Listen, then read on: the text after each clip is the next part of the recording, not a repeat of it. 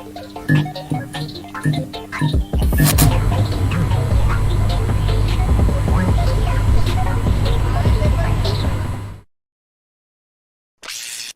fully charged.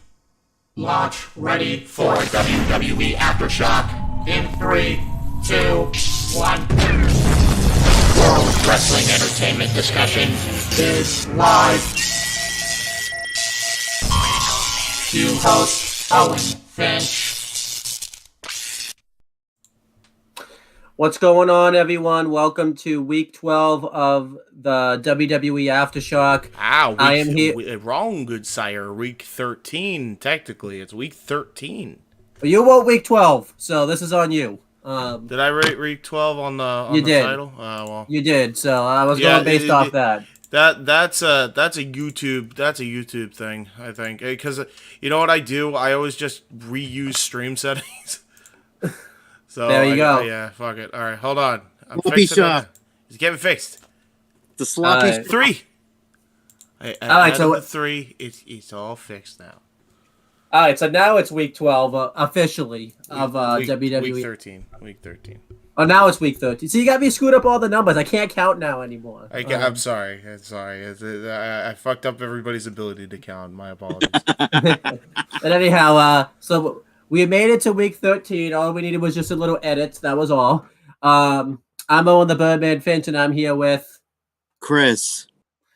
And it's an exciting day today because today is WrestleMania. Well, today's night 1 anyways. And then we have NXT Stand and Deliver today, which a lot of people are excited about. I think you and I, Chris, are like one of the very few people that are excited for this show. I don't think we could couldn't care less about this show. I think we care about like probably one match maybe like 2 matches on the show. That's it. But we'll talk about it. Let's just review WrestleMania week. We're gonna start with Raw, obviously, because that's usually the first show of every WrestleMania. I'd be shocked if it wasn't the first show of WrestleMania week. You never know. Someday it might not be. So, With shout out, by the way, since we're talking about Raw in the beginning, you guys could check out the watch party that we were all on, plus like a bunch of other people. It was fucking chaotic, but it was fun. So we're just gonna basically do like a quick run through of Raw since Chris and I were on the watch party. I know Chris couldn't be on the whole time just because it eventually got to the point where like Chris's like cable and stuff was like ahead of us, so eventually it made his reactions not as good, so he just wanted to go enjoy the show without having that happen. Sling hates cable. This is what we understand. Sling does not like cable, and cable does not like Sling. That's what we figured out. Yeah. There's no corporate synergy between the two products. So we'll just do a quick run through of Raw. If Chris wants to give anything more in detail of what he wasn't on the watch party for, he's more than welcome to do so. So let's talk about Raw. It was WrestleMania Raw. It took place on March 27th, 2023. We had the commentary team of Kevin Patrick and Corey Graves. We had Miz TV with Becky Lynch, Lita, and Trish Stratus. The Miz is trying to stir the pot pretty much between Becky Lynch, Lita, and Trish, but it doesn't work. They just basically it backfires massively. And they bring out Damage Control, and Damage Control talk shit to Becky Lynch, Lita, and Trish, talking about how they're going to beat the 3 legends of the business. Bayley goes on this really good speech, talking about how she's missed the past like 2 years of WrestleMania, because technically she was at 37, but she wasn't in the ring. I think she was just like she just showed up as like an appearance type of thing, and then she missed last year because of an injury. Then Becky Lynch cuts this passionate promo about how Io Sky and Dakota Kai could be something so much more. It was great stuff. It was probably like the best promo. The promo was so good, I think everybody on that watch party like stopped and like listened to Becky Lynch talk. It was that good. And then it led to a match between Becky Lynch and Io Sky. The first time that they've ever faced off, it was excellent.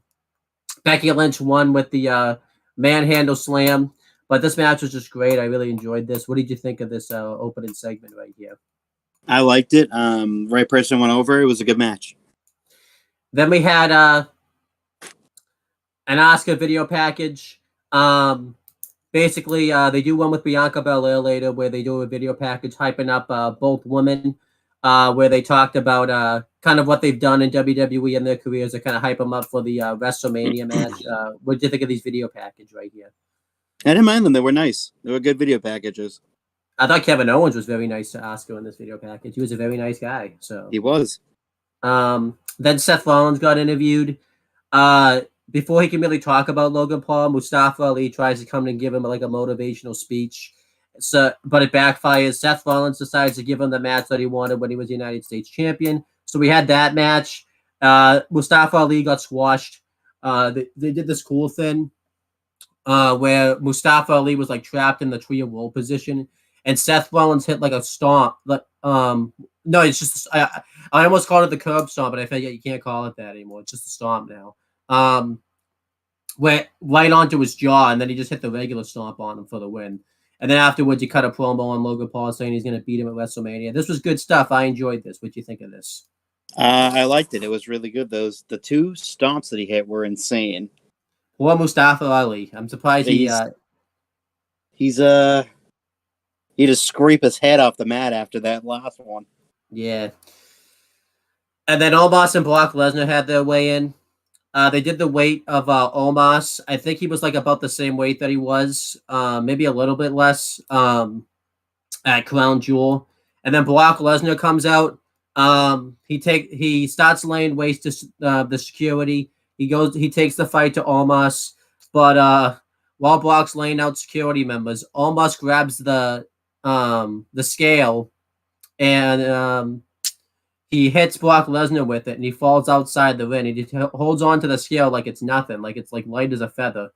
And I don't know who I was more scared of, Omos or Brock Lesnar, because Omos holding that scale was scary and doing that to Brock Lesnar. But the way Brock Lesnar looked when he got owned by Omos was freaking scary. That was scary. What did you think of this?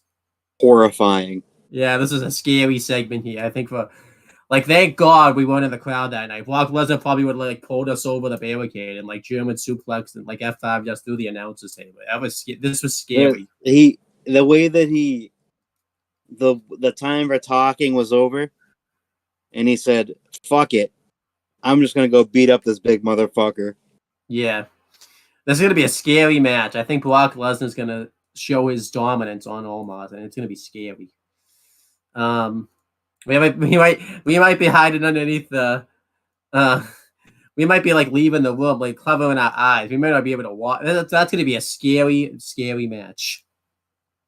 Mainly on the Brock Lesnar. I think Omos legitimately is going to get scared. Like we might never see Omos again. We couldn't. Then it showed a build-up package for the SmackDown Women's Title match. Then Rhea Ripley cuts an interview. She talks about how she's going to beat Charlotte Flair and beat her legacy because that's what she wants to do. This was fine. What do you think of these? They were fine. I liked them. Then we had an awesome 8-man tag match here. It was the Street Profits, Braun Strowman, and Ricochet versus the Viking Raiders and Alpha Academy. This was awesome. I think this was probably, other than the main event, this was like the best match of the whole show. It was great stuff. Eventually, Ricochet hit a 450 onto I think it was Eric, and then Montez Ford hit the frog splash on him for the win. During the match, Maxine Dupree was watching the match backstage because she was trying to get Otis to be a maximum male model. But this was a great tag match here. I thought it was a great babyface versus heel tag match. What did you think of this? I thought it was really good. But yeah, like the match, it was a really, really good match. I liked it. And then earlier in the show, I forget when it happened. I just forgot to put it in my notes. We found out that Baron Corbin versus Rick Boogs wasn't happening. I don't remember why it wasn't happening, but it just didn't happen. And then Chelsea Green came in and pretty much wants to be in the WrestleMania showcase match. And obviously Adam Pearce says that she can't find a partner. So then Sonya Deville comes in, returns from after being in jail and having that situation all sorted out. I don't think we talked about it when it happened because we forgot to. That happens sometimes. I was forgetting to talk about stuff, not people going to jail. More specifically, Sonya Deville go. I made it sound like Sonya Deville goes is in and out of jail all the time. Like I just meant we forget to talk about things sometimes. But yeah, Sonya Deville wants to be in the WrestleMania showcase, so Adam Pearce tells him that they're gonna face Mia Yim and Candice LeRae. We had the women's tag match; it was good. Chelsea Green won with the I Am Prettier on. I think it was Mia Yim for the win. I was kind of disappointed Mia Yim and Candice LeRae lost because I was kind of hoping they would get the Mania match, but it does make sense for Chelsea Green and Sonya Deville to be in it. So we'll just talk about it now. I don't know what's going on with Carmella, if she's hurt or what, because Carmella is at Mania, like she's in California. They did the reveal of the WrestleMania set, and she was there. And then she was at Hall of Fame, but she must have had some type of injury or something that happened like within these past couple of weeks, because obviously they were going to team up in the WrestleMania showcase match. But yeah, I thought this was all inoffensive. It was probably the weakest thing in the show, but it was still fine. What did you think of this? And what do you think about what's going on with Carmella? I thought the match was but yeah, I don't know what's going on with Carmella. It's weird because she was at the set reveal, she was at Hall of Fame, she was in attendance. I don't know if she didn't seem like she was hurt. It just seems very bizarre. Yeah, they bring her back to TV, and then not even a month later, she's already on the sidelines again. Yeah, I don't know, and I don't know. Hopefully, we find out more information. But and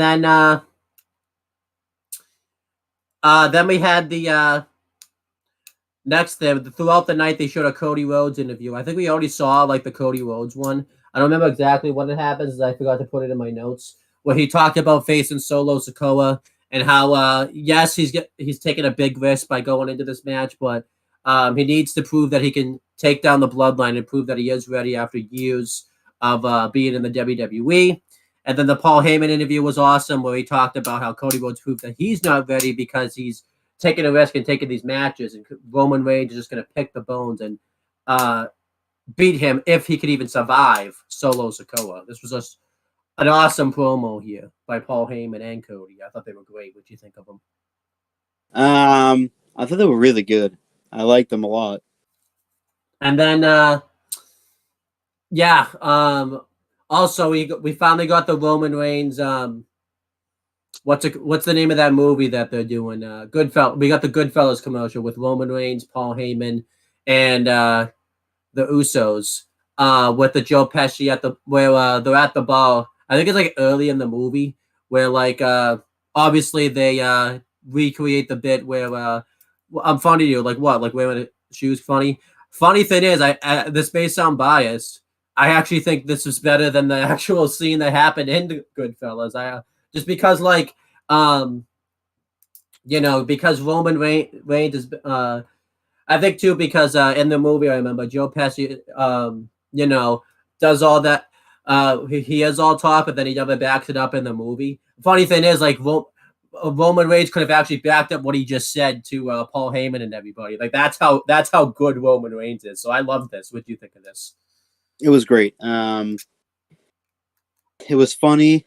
That's the one that I wanted to see the most out of all of them. It was fantastic. I really wish, by the way, I mean, this is obviously selfishly, that they would have filmed this when Sami Zayn was in the Bloodline. Because Sami Zayn would have been in the Paul Heyman role. That would have been awesome. That would have been great. And then we had the Rey Mysterio versus Damian Priest match. I think this is when you had to leave the stream. Dominic Mysterio was ringside with Damian Priest. Dominic Mysterio cut a promo about his dad, talking about how dare he hit his son, that how he's that proved more that he's a deadbeat father. He says that he wishes that he was Eddie's son, and that he's going to beat Rey Mysterio and bring the more prestige to the Mysterio family name. And then we had the match between Rey and Damian.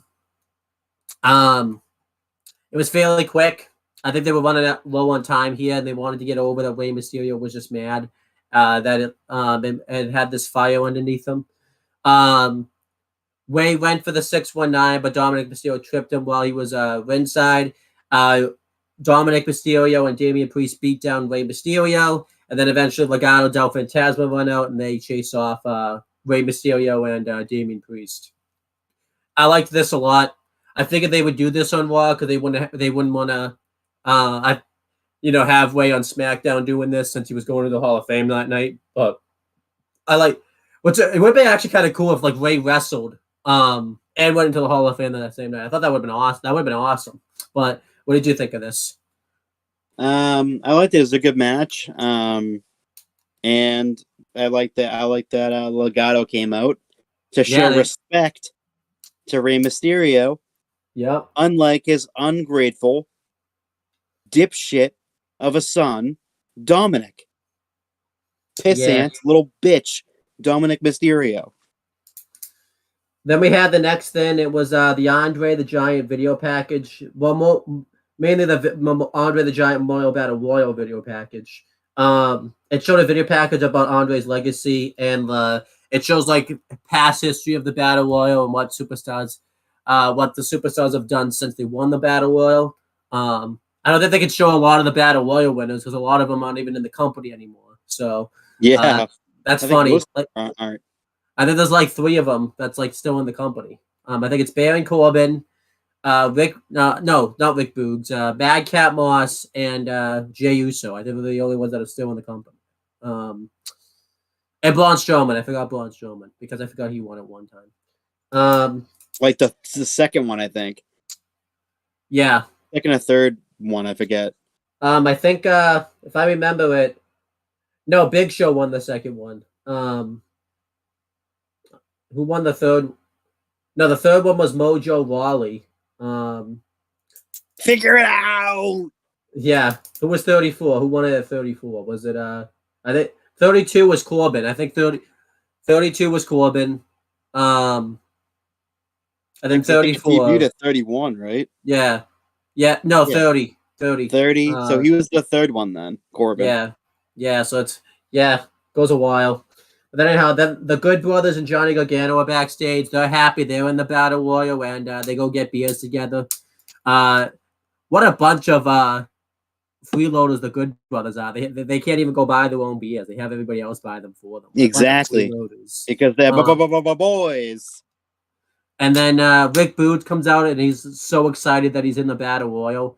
And Elias comes up and says that he's pretty much a lock to win the Battle Royal. And he looks next to him, and he sees Dexter Lumis. And then he looks the other way, and he sees Bronson Reed. And then he looks again and sees Bobby Lashley. And that was very scary.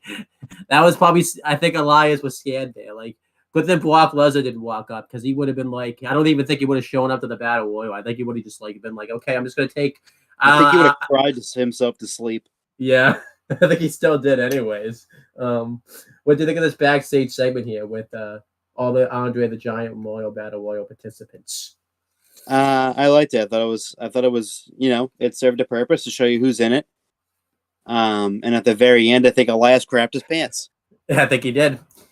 Poor Elias, man. He's just not. He has not had a good time of it in the WWE lately.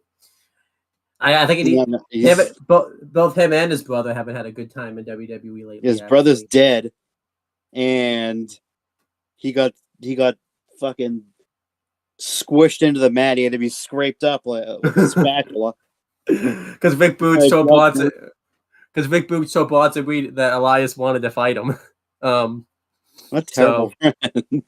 Well, no. Vic Boots. Elias told him to read his lips. He read his lips, and his lips said that he wanted to fight him. So it's not Vic Boots. Friend. Then we had the next thing. It was Sami Zayn and Kevin Owens doing a promo backstage. This was awesome. They talk about how they got their start in the wrestling business in Los Angeles, and they find it fitted that they could possibly win the undisputed WWE Tag Team Championships at WrestleMania, where they got their start. But this was awesome here. I love this. What do you think of this? I liked it. I liked it a lot. And then we had Walter versus Dolph Ziggler. Dolph Ziggler, I think, has to be scraped off the mat. He got destroyed on Monday. Like, he did not have very much success. Walter beat him with the powerbomb, and afterwards he said that this is going to be the fate of Sheamus and Drew McIntyre. So the very scary stuff right there. A lot of scariness on Raw this week. It was so just scary. It's just too scary. This wasn't even Halloween Havoc either. Imagine what this is going to be like Halloween Havoc. We're going to be seeing, like, I don't even know. But what do you think of this match right here? I thought it was decent. Then we had Then we had the main event, not the show you, so you can stay right here. You know what? It was Cody Rhodes versus Solo Sikoa, though. Your boy Cody. I feel, yeah. I think he. You think of him as such a hero. I think if he showed up on main event one week, you'd watch it just for Cody. I think. I think I'd skip main event and just watch the main event of Monday Night Raw instead. But Cody Rhodes faced Solo Sikoa. We still need to go to a Raw because they do main event tapings before then. Like, I wonder what's gonna happen when you like have to watch main event. Like, you don't have a choice. Like, what are you gonna do? Like, just not. What are you gonna do? Like, sleep during main event? Like, you can't sleep in the arena. The crowd's loud. So just go to bed. Did you know they during the Thunderdome era, there was Thunderdome doing main event, and people were actually on the Thunderdome. You thought people looked disinterested before when it was just Raw. I think I saw someone like eating food once, like doing main event. Like, that's how bad it was. Like, they were you gotta eat. You got people are like, they're hungry. Yeah, gotta eat dinner. But anyhow, because main event's probably taped at like 7 o'clock or whatever. So.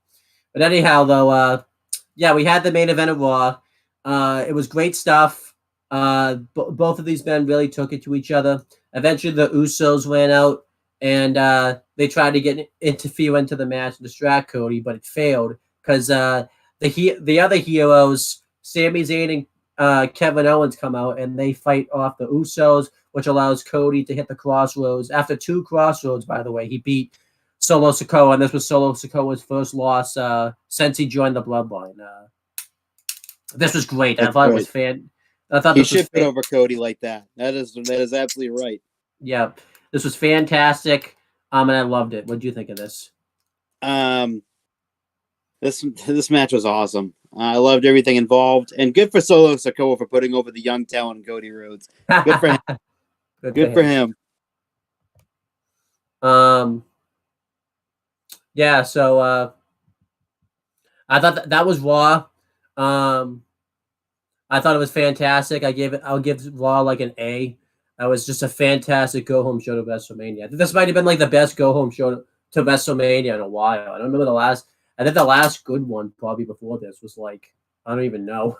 Like, I can't even think of what the last good go-home show of Raw before Mania was. It's been that long. But what do you think of this? I give it an A too. This go home was awesome. It's not like it felt different than a regular episode of Raw. Yeah, they wouldn't have put this much hype behind it. They would not have. I mean, of course they're gonna promote it, but they're not like they went all out for this, and it showed, and it was awesome. James has some stuff he wants to say. He says, I would say Carmella, get well soon, but blessing in disguise, because if you're going to make a K&S tag team, Sonya was the perfect running buddy to Team Green with. I think the reference there is, because Sonya was once an authority figure. I personally was starting to like the tag team with Carmella and Chelsea Green. I thought they were fitting well together. But then he says, now actually give your woman tag teams names and who you actually have.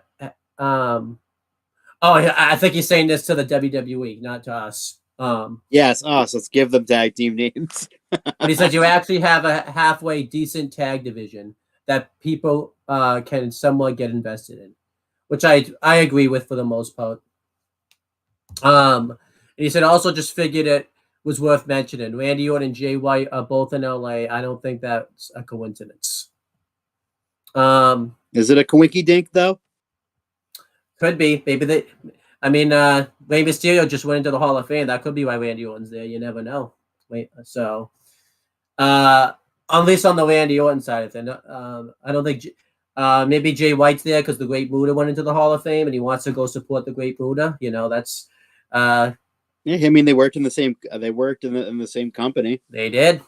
So I'm trying to think of like who else went into the Hall of Fame that like Jay White knows.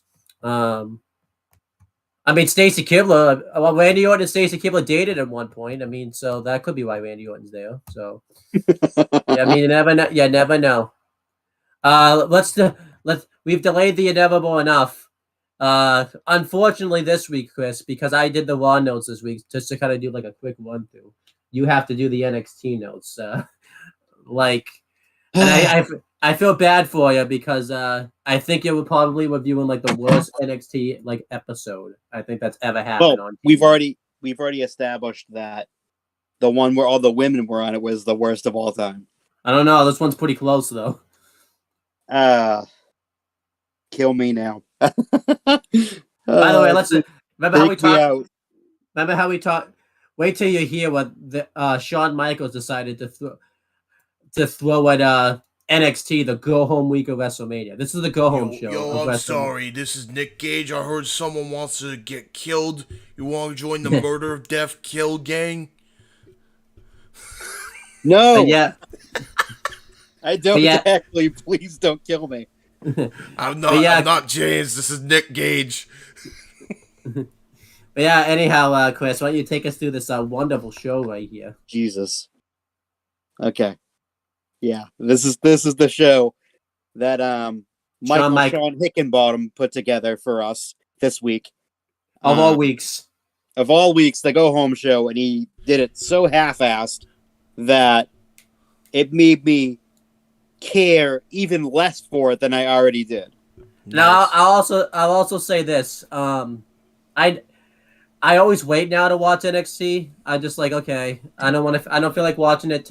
I think in the past 2 weeks, I've waited like 2 days to watch NXT. That's how bad this show is. Well, you think that this show is like the go home. It's going to be good. Yeah. Because the night before was excellent. Yeah. They followed that up with this dud.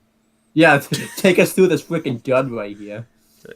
So they open up again. Before you do, I must ask. I must just make this little comment. Hickenbottom is the correct word, because from what I'm hearing, this show was booked craptastically by a guy that's named after Bottom. Continue. Yes, it was. The rundown I have of here is actually really, really small too, so I'm not gonna take too much time talking about this crappy show. So they opened up with the 20-man battle royal. You forgot to say that gets the last shot. You forgot to say the commentary team of NXT. It's the same fucking commentary team that we have every week. Booker T, and what's his face? Booker T, and I'm not gonna make fun of him because I actually like. I was gonna call him Victoria Joseph, but no, I'm not gonna do that. I don't know. Sometimes I don't know if it's Booker T or if it's Black Snow on commentary. You know, sometimes it changes on the day. If you ask Impact, you know. It changes mid-sentence. I'm like Snow. Anyhow, take us through this mid-sentence. Take us through this fantastic show right here. So Vic Joseph and Booker T's on commentary. I think we've gone over this a million times. Booker T brings nothing to the show besides the fact that he just flip-flops, and half the stuff he says is like over-exaggerated and is not very good. Yeah. But he's a 2-time Hall of Famer. I guess that's a good thing. It's not he acts like he's like the only 2-time Hall of Famer anytime he brings it up too. Like, is a 2-time Hall of Famer Booker T? The only one ever exist? Whoever's a 2-time Hall of Famer right there, Booker T? I think when he went into the Hall of Fame, put some respect on that name. Two-time Hall of Famer for whatever that. The only two-time Hall of Famer according to him. Yeah. Even though when he went in, I'm sorry, I did it 3 times, so that doesn't make any sense. You're supposed to do it 2 times because he did it 5 times for the WCW champion. See, this is why nobody gives a shit because NXT sucks. Yeah. Dude. Take us through this horrendous show right here. So, okay, we're stalling like crazy, but 20-man. It was the 20-man over the top rope battle royal. I don't know what else type of match it would be. A 20-man under the bottom rope battle royal. Yeah, they've done that. That's they've done that before. A 20-man through the middle rope battle royal. Reverse battle royal. Well, the winner gets the last spot in the Stand and Deliver North American Championship match. That's probably going to be the best match of the night, to be completely honest with you, because the type of talent that's in that match is outstanding. Wesley joined at ringside, and there's just a bunch of people in there. Zion Quinn, Dubba Kato, Damon Kemp, Hank Walker, and a bunch of others. In your final 4, it's down to Dubba Kato, Axiom, Nathan Fraser, and Charlie Dempsey. All the midgets, all the smaller people in the ring that are smaller than Dubba Kato, they take him out, which is typical because big dudes never win anything in battle royal form. Yeah. Even though they have the best chance to win, they're always eliminated. Yeah, they are. Then Axiom and Nathan Fraser worked together to eliminate Charlie Dempsey, which I thought was shocking because I thought Charlie Dempsey was going to win. Then it's down to the final 2, and Nathan Fraser. They have a little back and forth. It was really good, and Nathan Fraser tosses Axiom over the top rope and wins. I thought this match. I thought it was a fairly decent battle royal. No, Axiom won. Did Axiom win? He did win. This is wrong. It says Nathan Fraser won. He didn't. He got tossed over. I don't know. It literally says Nathan Fraser, but yeah, I remember Axiom winning. Yeah. That's bizarre. I don't know why it says that. Read the wrong thing. It was Axiom. Yeah. God damn it, WrestleZone. Get your shit right. But yeah, I thought this was really good. Axiom winning makes a lot of sense because he could do flippy floppy type of shit, and it's going to be actually interesting in the match. Yeah, I liked this a lot. Yeah, the battle royal was really good. It went through a picture-in-picture break, which I thought was a mistake because it's hard to see a battle royal doing picture-in-picture because there's so many people in the ring. But yeah, I liked this a lot. I would have had Charlie Dempsey win, just because I thought he would have been more unique to have in the match. I thought he would have really stood out in the match. But I'm okay with Axiom winning because at least they built to it. It wasn't just like he just randomly won out of nowhere. He's been built to face Wesley for a while. I mean, I would have just done the one-on-one match between Wesley and Dragon Lee, but Shawn Michaels apparently doesn't like one-on-one matches anymore. So no, because you got to stack the card. Yeah. But anyhow, yeah. So afterwards too, they do the thing where like every person that comes out, that's like in the match and has like a face-off and stuff. I thought that was kind of crap. Yeah, it's just rant. You didn't need to do that. Yeah, because they do it again later too. It's just killing time at that point. Yeah. Then we cut to a backstage segment, and Andre Chase is giving Tyler Bate a pep talk before the match, and I will say this: he fits in this group, but too bad that literally in like 4 hours or so they're gonna break up. Yeah. However many hours now, it's 8:40 on the East Coast, and it shows at 1 o'clock on the East Coast. So they're breaking up in like at a little after 1 o'clock Eastern Standard Time. So yeah, too bad though, because I actually like his inclusion in the group. Yeah, but who cares? Like it doesn't matter. And of course, as per usual, Thea Hale is on drugs. She's on like coke or something because she's fucking like. I mean, she's in college though, so like you gotta excuse that type of stuff. That's what people in college do. That's what people in college do, unless you're like us, who actually goes and just does their thing. Yeah, you gotta be a druggie. And of course they show Duke Hudson, and he's less than enthusiastic. He's hunched over. He doesn't care, and it's fucking obvious. Unless if they completely swerve us, and then it's Schism that breaks up, which wouldn't make any sense because they just got together not even that long ago. Yeah, like I say, they just got together not that long ago. Ivy Nio and what's her name? Tatum Paxley weren't together all that long. Shawn Michaels didn't waste any time breaking them up. Zoe Starks and Nikita Lyons weren't together all that long. Shawn Michaels didn't have any problem breaking them up. So I like how you're trying to I like how you try to use logic. Oh, they just got together. That wouldn't make any sense. I forgot this is Shawn Michaels NXT. Where he's like literally never afraid to break up teams. No matter if they're together for one day or a year. Yeah. I have a question. What if they just do a complete Russo Swerve misdirect and then they just break up Schism instead of Chase? No, I have one better for you. What if they break up like Chase? No, what if they break up Schism at Stand and Deliver? And we're like, oh yeah, this means Chase U isn't breaking up. Everything's all fine now. And then they break up Chase U like Chase U on TV. And then Schism becomes Chase U, and they're the Chase U gimmick now. Jesus Christ. Schism U is what they're gonna be called. Here's another question. The exact same gimmick. So Avery is gonna be Thea Hale. I have a question. Serious question. Okay. Why do we assume that Schism's a cult? They could just be very, very highly autistic. I mean, I can see autism when I see it. They're pretty much on the spectrum, bro. It doesn't matter because Schism sucks anyway, so who cares? No need to joke about him. I mean, do you see Rip Fowler's eyes? That man is dead inside. We talked about it. Dead, old eyes. Chris and I talked about it on the retro this week. Yeah, this dude, Zach Gibson, is definitely dead. Like he died. Can we save him? I wonder if that's Zach Gibson in that and behind those eyes. Handles as you lie. And he has a fucking split personality syndrome. I don't know, maybe. Maybe his split personality syndrome is that he likes to cosplay as a zombie daily. Yeah. So and then when he's not in NXT, he actually is like his old Zach Gibson self, and he just decides that since he can't cut promos on TV, he'll cut promos on the streets of fucking Blackpool.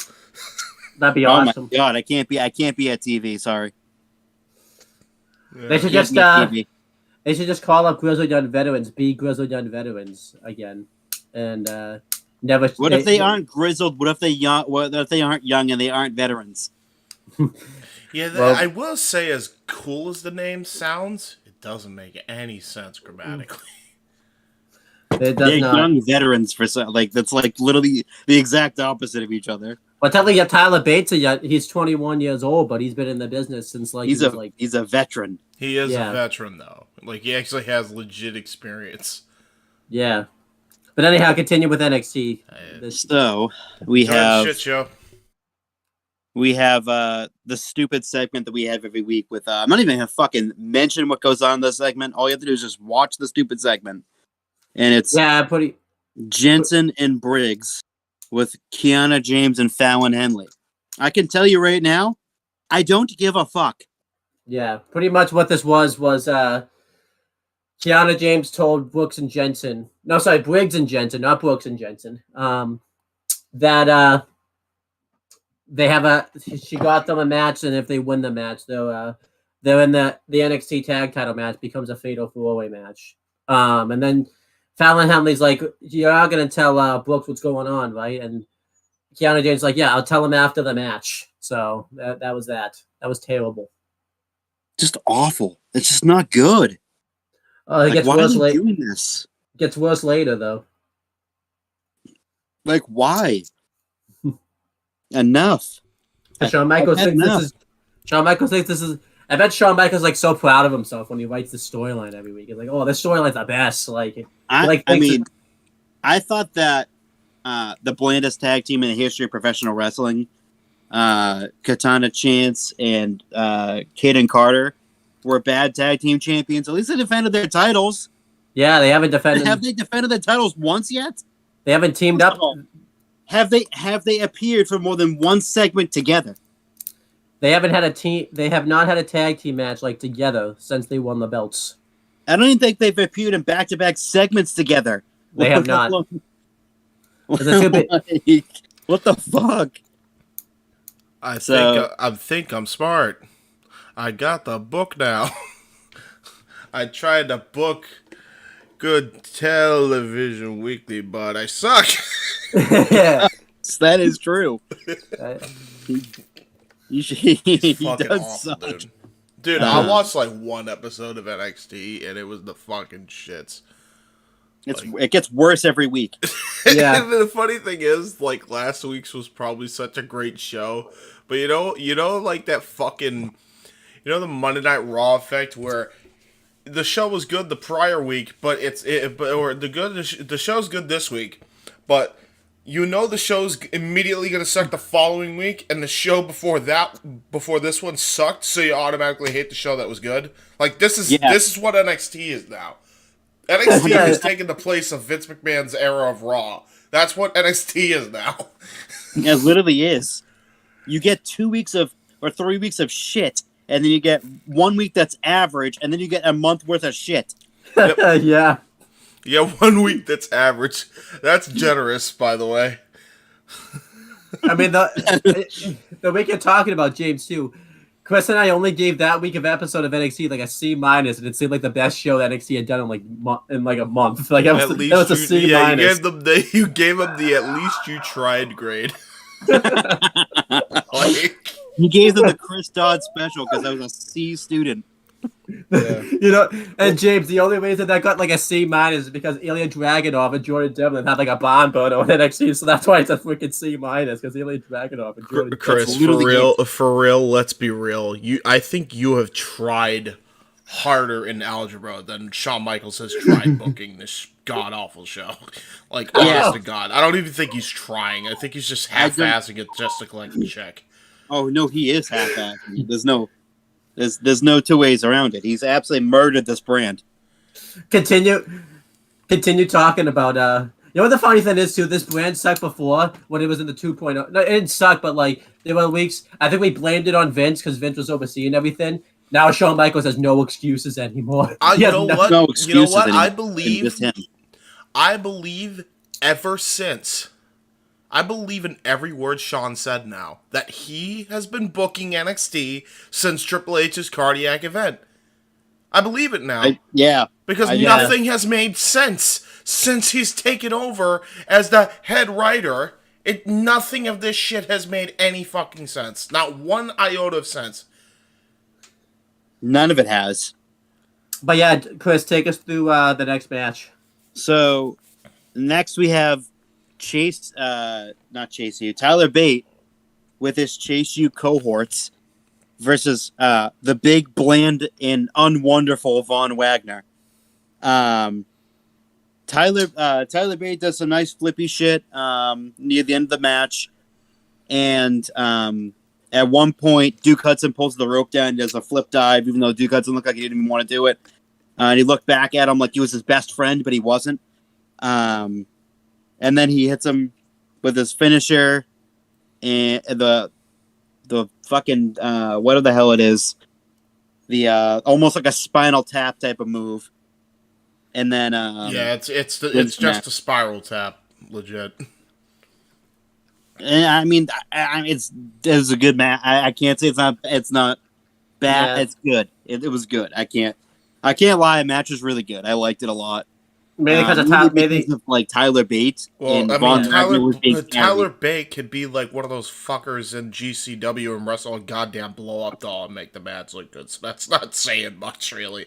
Like, that's really not saying a lot. It's literally just Tyler Bate, and I can't give anything that Tyler Bate does a negative because he's like incredible. Yeah. It just sucks because this group's gonna be gone soon. So, I was even thinking to myself, because there is a bad segment here. They talk about the Schism, because Schism does their promo here, by the way. Oh, yeah, right. The Schism triggering the autism. Here we go. right after the fucking match, Schism comes on the screen, and it kind of distracts Chase U, makes him look at the screen, and they do like a stupid promo that was like how they would take over the school. And I was like, what? This is the stupidest thing I've ever seen. Again, I think they're just autistic. Just give them a special ed program and Chase U. They'll be okay. They'll be off your hair. They'll be off your hair. They'll just give them the IEPs they need and Chase U. It's fine. I mean, they're all kind of fucked up. I think they all need like IEPs or something. Yeah, exactly. That's all they need. Just allow them into Chase U and give them the IEPs. Give them like paraprofessionals, and you're golden, bro. I'm not even gonna lie with you. I would know I had one. I would watch the shit out of that every week if that's what they fucking did with Schism and Chase U. I'd watch that every week just to see the fucking shenanigans that unfold in Chase U. Fucking there's fucking what's the fucking leader of Schism's name? I always forget because he's so forgettable. Yeah, Joe Gacy. There goes Joe Gacy fucking throwing wet teepee at the fucking at Brooks Jackson again. Doing spitballs. In the back of the class. They're up the special needs kids in Schism, and Chase U started a food fight again. Meanwhile, Zach Gibson just looks dead inside in the middle of the melee. It's like Chase U is like the jocks, and Schism is the special needs kids. And they're trying to get along, but they can't. Dude, are you telling me that would not be infinitely like 10 times better than whatever the fuck Shawn Michaels is booking here? Oh, it would be, because people actually find it funny. Yeah. Well, the funny thing is... because I've been in that environment. Same! We all have! That's the best part! We've both been in that environment. Exactly. What's up, Riss? Hey, Ames. Fucking so dumb. That's how we met the first dumbest time. Human beings. We were the dumbest. Chris and I literally just... The first time we met... Did we ever tell you this story, Owen? No. So, Chris and I, the first time we met... was in some class. I don't even remember the teacher's name. I don't even think we could say legally, but I'm not sure. Probably. I used Jonathan. I think I was a senior in high school. I think we were in. Junior. It wasn't Galuli's class. I think I was a senior in high school. Yeah, I wasn't Galuli's class. It was like one of the assistants though. And I was just sitting at the front of the desk, like doing my paper or whatever. And you come in talking to somebody else or talking to my teacher. Yeah, I was. And then, I just see your shit-eating grin. And for whatever reason, I just found it funny. And so I just go, hey, what's up, Riss? I don't know why. And then you just go, I don't know, what's good, Ames?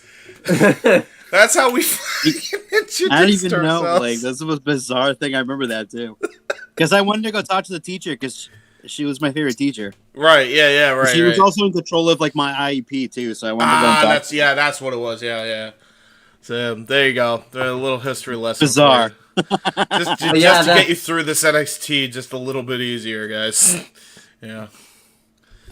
So Roxanne Perez is backstage with Shawn Michaels, and it looks like you forgot one thing.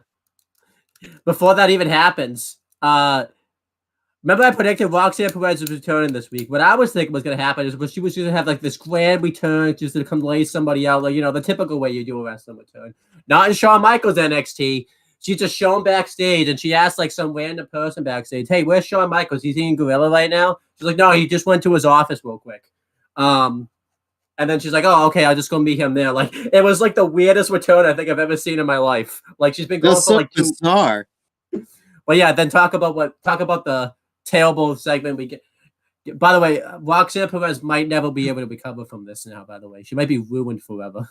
So she's in Shawn Michaels' office. Yeah. And she wants to be put in the ladder match. But the thing is, the way that this is shot, not only does it look like a D-level movie, it also looks like a fucking damn porno, the way that it's shot. Yeah. Terrible. The way that it's shot, it looks like it's fucking in some independent fucking movie. It looks awful. Yeah, it does. Quote, independence. I'm more like interdependent, if you get what I'm saying. But it's just horribly shot. Like, it looks terrible. Is it so bad that I could have done a better job with a fucking handheld fucking phone cam? I think no, it's so bad that I think Chris and I could have done a better job with a handheld video cam. That's how bad. So bad that Eugene could have done better. That's pretty fucking bad. Jesus. What, did they like film this like they were filming a Sanity promo? Like the hell? It was shot. They would go back and forth. It was very weird. It was like a fucking independent level movie type of quality. It was bad. Was it Bollywood bad? Was it like a Nigerian Hollywood bad? Like, what are we talking? It's like the Room level of bad. Oh, no. Yeah, it's that bad. I did not book that. No, Hunter, I did not book that. I did not. It's literally like that. Oh, but yeah, hi, Vince. But yeah, James, let Chris walk us through this segment, and you're not going to believe what he's about to say. Okay, I'm all ears. So I'm just putting on my earphones just because I could hear Chris. By the way, like I was getting food to eat for breakfast, right? And so I can hear him in my room with the door open, and I'm in the opposite fucking side of the house. That's how far away I am. And I could hear him screaming about how shitty NXT is. So I'm all ears. Let me hear it. Listen to this beautiful segment. Right beautiful. So I see. They did the write-off angle with Roxanne Perez 2 weeks ago, 2 or 3 weeks ago. Oh. I wrote her because she was apparently hurt, not hurt, whatever the fuck they were doing. Mm-hmm. Yeah. They were going to write her out of the match. Mm-hmm. So it doesn't. So I know you're thinking, James. Before you continue, Chris, what you're thinking is, okay, this can't be Shawn's fault because they had to write it off somehow. Like that happens in wrestling, right? That happens. Like you can't blame Shawn Michaels too much here. Listen to the angle they came up. You're gonna say that, right? Listen to what Shawn Michaels, the genius Shawn Michaels here, came up with. The angle that they did. Oh, I'm ready. So she has her match with Miko Satomura. The match is great, and then yes, I agree. She gets up, like Miko goes over, picks her up. They do the arm raise. She falls down. And she falls down. I called this with on the Jeff. They take her out. Yeah, I remember. They take her out on the stretcher, and they wheel it. So they write her off. There's speculation that it could have been an injury or something going on in her personal life. Do not tell me they rehashed Shawn Michaels' Royal Rumble build. Please tell me they didn't rehash Shawn Michaels' Royal Rumble build. No. Everything that he does now has something to do with his career. Is that what they did? But is that what they did it, essentially? Did they just bring her back? Like, oh, she's making a grand comeback. No, that gets worse than that. Listen to what Chris is about to tell you. Okay. The very next day, she was at the Performance Center. She didn't look injured or anything. So she was off TV that week, and then I think they hyped up her return or whatever the fuck it was. I don't remember. So now we get to the go home show, and so she just, like Owen said, she magically just showed up in the most lamest return ever, and they're talking and they're going back and forth, and she's like, "I really want to be in this match. Please don't take the title away. I really want to be in it. I really want to be in it." And she brings up the fact that she struggles with anxiety and the fact that she was dehydrated. That's why they wrote her off television. What? She had an anxiety attack and she was dehydrated. So they put her on the fucking gurney and acted like she was fucking dead in the ring for dehydration. Yeah. Excuse me. What the fuck? Yeah, as soon as she said that, I mean, granted, a lot of people struggle with anxiety. It's a big thing. I'm not knocking her for that, but like, that's not how dehydration works at all. You were fucking thirsty. The reason why they fucking put you on a stretcher and put you on the fucking gurney and put you in the ambulance, and they had the fucking medical professional, the fake doctor tell you, or a real doctor, I don't fucking know, tell us that, oh, we don't know when she's gonna come back. We're still doing tests. We don't know what's wrong with her. She was fucking thirsty. Give her a drink. Okay. Oh my God! Thirsty. Give her a drink. That's why. Thirsty, bitch, be thirsty. Give her some water. Give her a drink. This is how bad. Give her some Gatorade. Give her some electrolyte. I thought the way you were going with this, it was gonna be like Shawn Michaels, like the way he passed out that one time, and like I think it was the build up to the Rumble. No, that was like 10 times worse. It's awful. Dude, okay. And she talked about how she struggles with anxiety, and you know, a lot of people do. I'm not knocking that part, but like, I do too, by the way. I actually am diagnosed with that shit. It's horrible. Like, anxiety's the worst, and right. I sympathize with people who have anxiety. It's just awful. Oh, jeez. But like, the fact that they fucking put her on the stretcher and put her on the gurney and put her in the ambulance because she was fucking thirsty, that's all? Yeah. Jesus Christ. By the way, I just ripped the wettest fart ever. That's what I think about Shawn Michaels booking. Holy shit. Real quick. Okay. Here's the thing that made me laugh so hard at this too, which I don't even think you guys realize. This is why I was laughing so hard. I have gone through dehydration fits twice. You know what they were fucking caused by? It ain't by anxiety. It was caused by a fucking migraine. It's not even caused by anxiety. You don't get... The only times you get dehydrated, right, is for 2 reasons. One, if you hydrate too much, which is what I did the second time, which led to me in the fucking hospital for dehydration because I just fucking overdid it with water. And 2, because I didn't have enough fucking liquids, and I had a crushing migraine and also a stomach bug at the same time, which left me dehydrated. I've dealt with 2 of these instances in my life. That is how dehydration works. You don't have dehydration and then you just pass out and then you have to get rushed to the ER. That's not how that works. No. Apparently in Shawn Michaels' world it is. No, not even. It is Shawn Michaels' world, and it is Shawn Michaels' world at NXT, and we're just living in it at the moment. So yeah, and more like it's Shawn Michaels. It's Shawn Michaels' fucking menstrual masturbation session on the fucking NXT every week. That's what this is. And it's not even good. It's just a worse version of his career. It's like Shawn Michaels' diet, and everybody else is the fucking starring cast. Yeah, but this was just terrible here. Like, why are they doing an anxiety storyline? Like, anyways, I think I had anxiety. I don't like it. Please let me be in the match. Please, Sean. It's literally what it was. Also, to this, like begging to be in the match, and then Shawn Michaels eventually let her be in the match.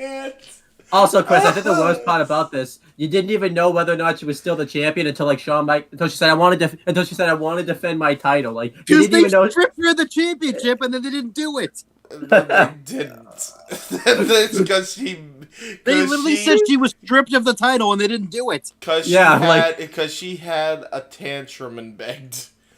I hate this. It's awful. I hate this, man. Honestly, not so terribly, and it's like I have to say, Chris. I know Roxanne is small, but it makes her look like a midget compared to Shawn Michaels. Yeah. The way that the camera is, it looks like he's Andre the Giant. Honestly, the fucking camera looks.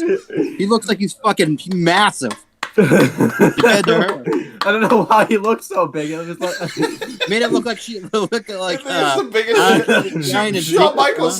Shawn Michaels is like the Diesel to Roxanne. It looks like Andre the Giant and Dink the Clown were the same thing together. It was that bad, yeah. It was but like the size difference. It's like, Jesus Christ. But I'm sorry, Chris. I know you said she's not completely ruined yet.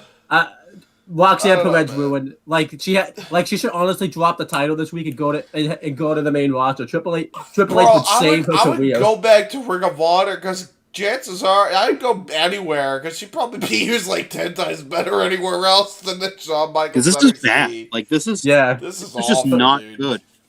Just the way that it was shot. Yeah, by the way too. For her getting fake written off. Like, by the way, that's poor. By the way too, Chris, if she retained the belt, which we'll talk about later, she's gonna do like this promo, like this week thing, like, oh, I conquered my anxiety. It's all done now, all over now. One match, it's all over.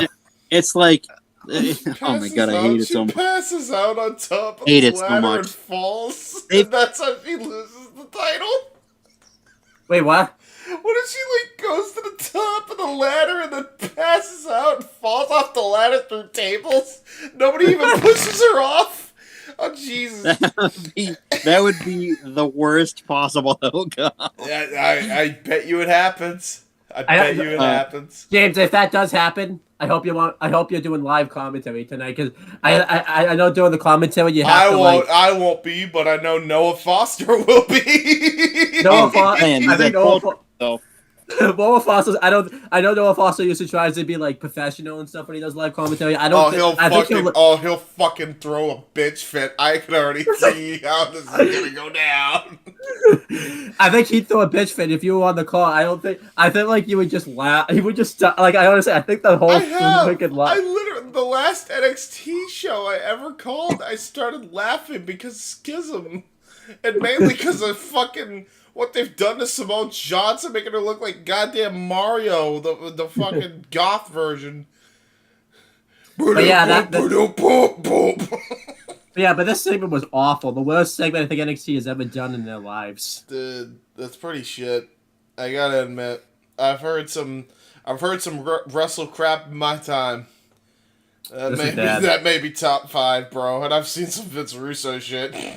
That's so pretty bad. So anytime Roxanne Perez and Shawn Michaels are together, should we just call Shawn Michaels Andre the Giant from now on? No. Because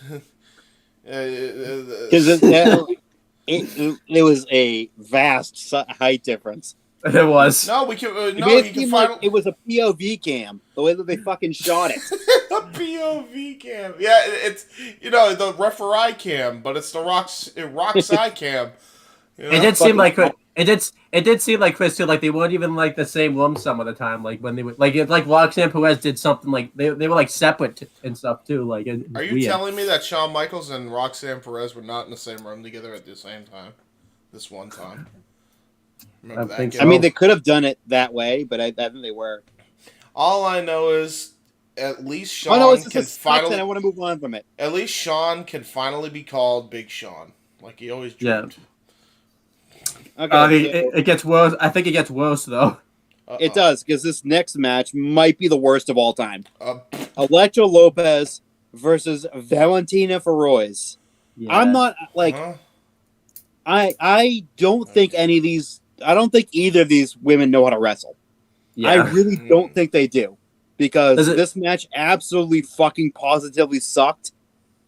Both of them suck. Valentina Feroz sucks far worse than Elektra Lopez does, but Elektra Lopez is also pretty fucking terrible. I remember when we heard... I just don't even care. We're going to move on. I remember when we did hear the news that... Can we hear a -5 stars real quick, if that's the case? I would say like... -100 stars. Yeah. But anyhow, though, I remember we heard the news reports when Legado del Fantasma were called up to the main roster, and they didn't really... And the reasons they were given to, like, Elektra Lopez is because, like, they said they didn't think she was ready yet, and we're like, okay, it just seemed odd at first, I think, when Chris and I were talking about it, that there was, like, a random replace. We understand why Elektra Lopez wasn't called up to the main roster with Legado. We know why now. Like, yeah, because she is replaced by 1,000 times better wrestler. Yeah, this match is bad. Elektra Lopez won, And it was bad. It was bad. Very bad. This match was on WrestleMania, the go home week of WrestleMania of Stand and Deliver, by the way, too. Yeah, it is shockingly. Next, more like Fall from Grace. Yeah, it is. Next, we have Eddie Thorpe versus Miles Bourne. Eddie Thorpe wins. I guess they're gonna start pushing him now. The former Kyle Fredericks from New Japan. The only thing I'll say is, why wasn't this on next week? Why, like, you don't debut a new guy the go home week of your big pay per view? Like that's not how this works. Like a new, like a debut on like next Tuesday. Oh, good thing. Go ahead, Owen. First off, go ahead. Imagine Shawn Michaels was booking the main roster. Jay White and Randy Orton would have been on the freaking show like this week. Like that's how madly. Hey guys, they're here. Do you like NXT yet? Please like NXT.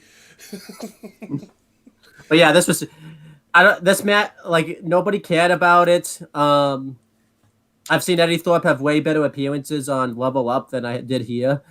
Also, he's wrestling. I'm not saying Miles Bourne is bad, but it's like I didn't like what was this doing on the go home week of the Stand and Deliver? This should have been on next week. This is how this works, Sean. You debut a new guy after like a big show's happened. Like, okay, now that I feel this like Miles Bourne was just thrown together because like Shawn Michaels came up with something. He came up with a guy that used to be on NXT, and then another guy that he used to work with in 2010. He's like, okay, there's Evan Bourne, and Jordan Miles used to be here in NXT. Okay, Miles Bourne, perfect. All right, send him out there. This is terrible. Yeah, I don't get it. That should have been the debut should have been this upcoming Tuesday. I agree. Now, I have a story to tell you guys since we always know how much Shawn Michaels hates tag team wrestling. I have a story for you relating to Supercard of Honor that ties into NXT. Are you ready for this shit? So, do you remember hearing rumors that Vincent and his entire trio was considered to be a part of NXT? Yeah. Yeah. Ready? So, Vincent and one of the guys from the trio appeared on Ring of Honor's Supercard of Honor, but not the third guy. Meaning, they kept that motherfucker and got rid of the other two. That's how much Shawn Michaels hates tag team wrestling. Yes. Yep. He saw Vincent's faction that he started and said, fuck off with you and fuck off with you. We'll keep you. I'm going to make a star out of you, kid. Yep. Sean, why do you hate tag team wrestling? Like, why? Because he's anti-tag. I get it. Marty Jannetty was not the greatest partner. I get it. But come the fuck on, bro. But anyhow, Chris, continue with NXT. So we had our last chance triple threat between Sol Ruca, Ivy Nile, and Indy Hartwell, where the winner would be added to the Women's Championship ladder match. Now, Ivy Nile didn't make any sense. She wasn't going to win anyway. I knew that right away. Sol Ruca or Indy, I was picking, was going to win it. It ended up being Indy Hartwell. Finally gets a win. Finally, Indy Hartwell, after jobbing for 6 months, finally gets a goddamn win in an important match. Yeah. It's about damn time. I hate to tell you, though, damn time.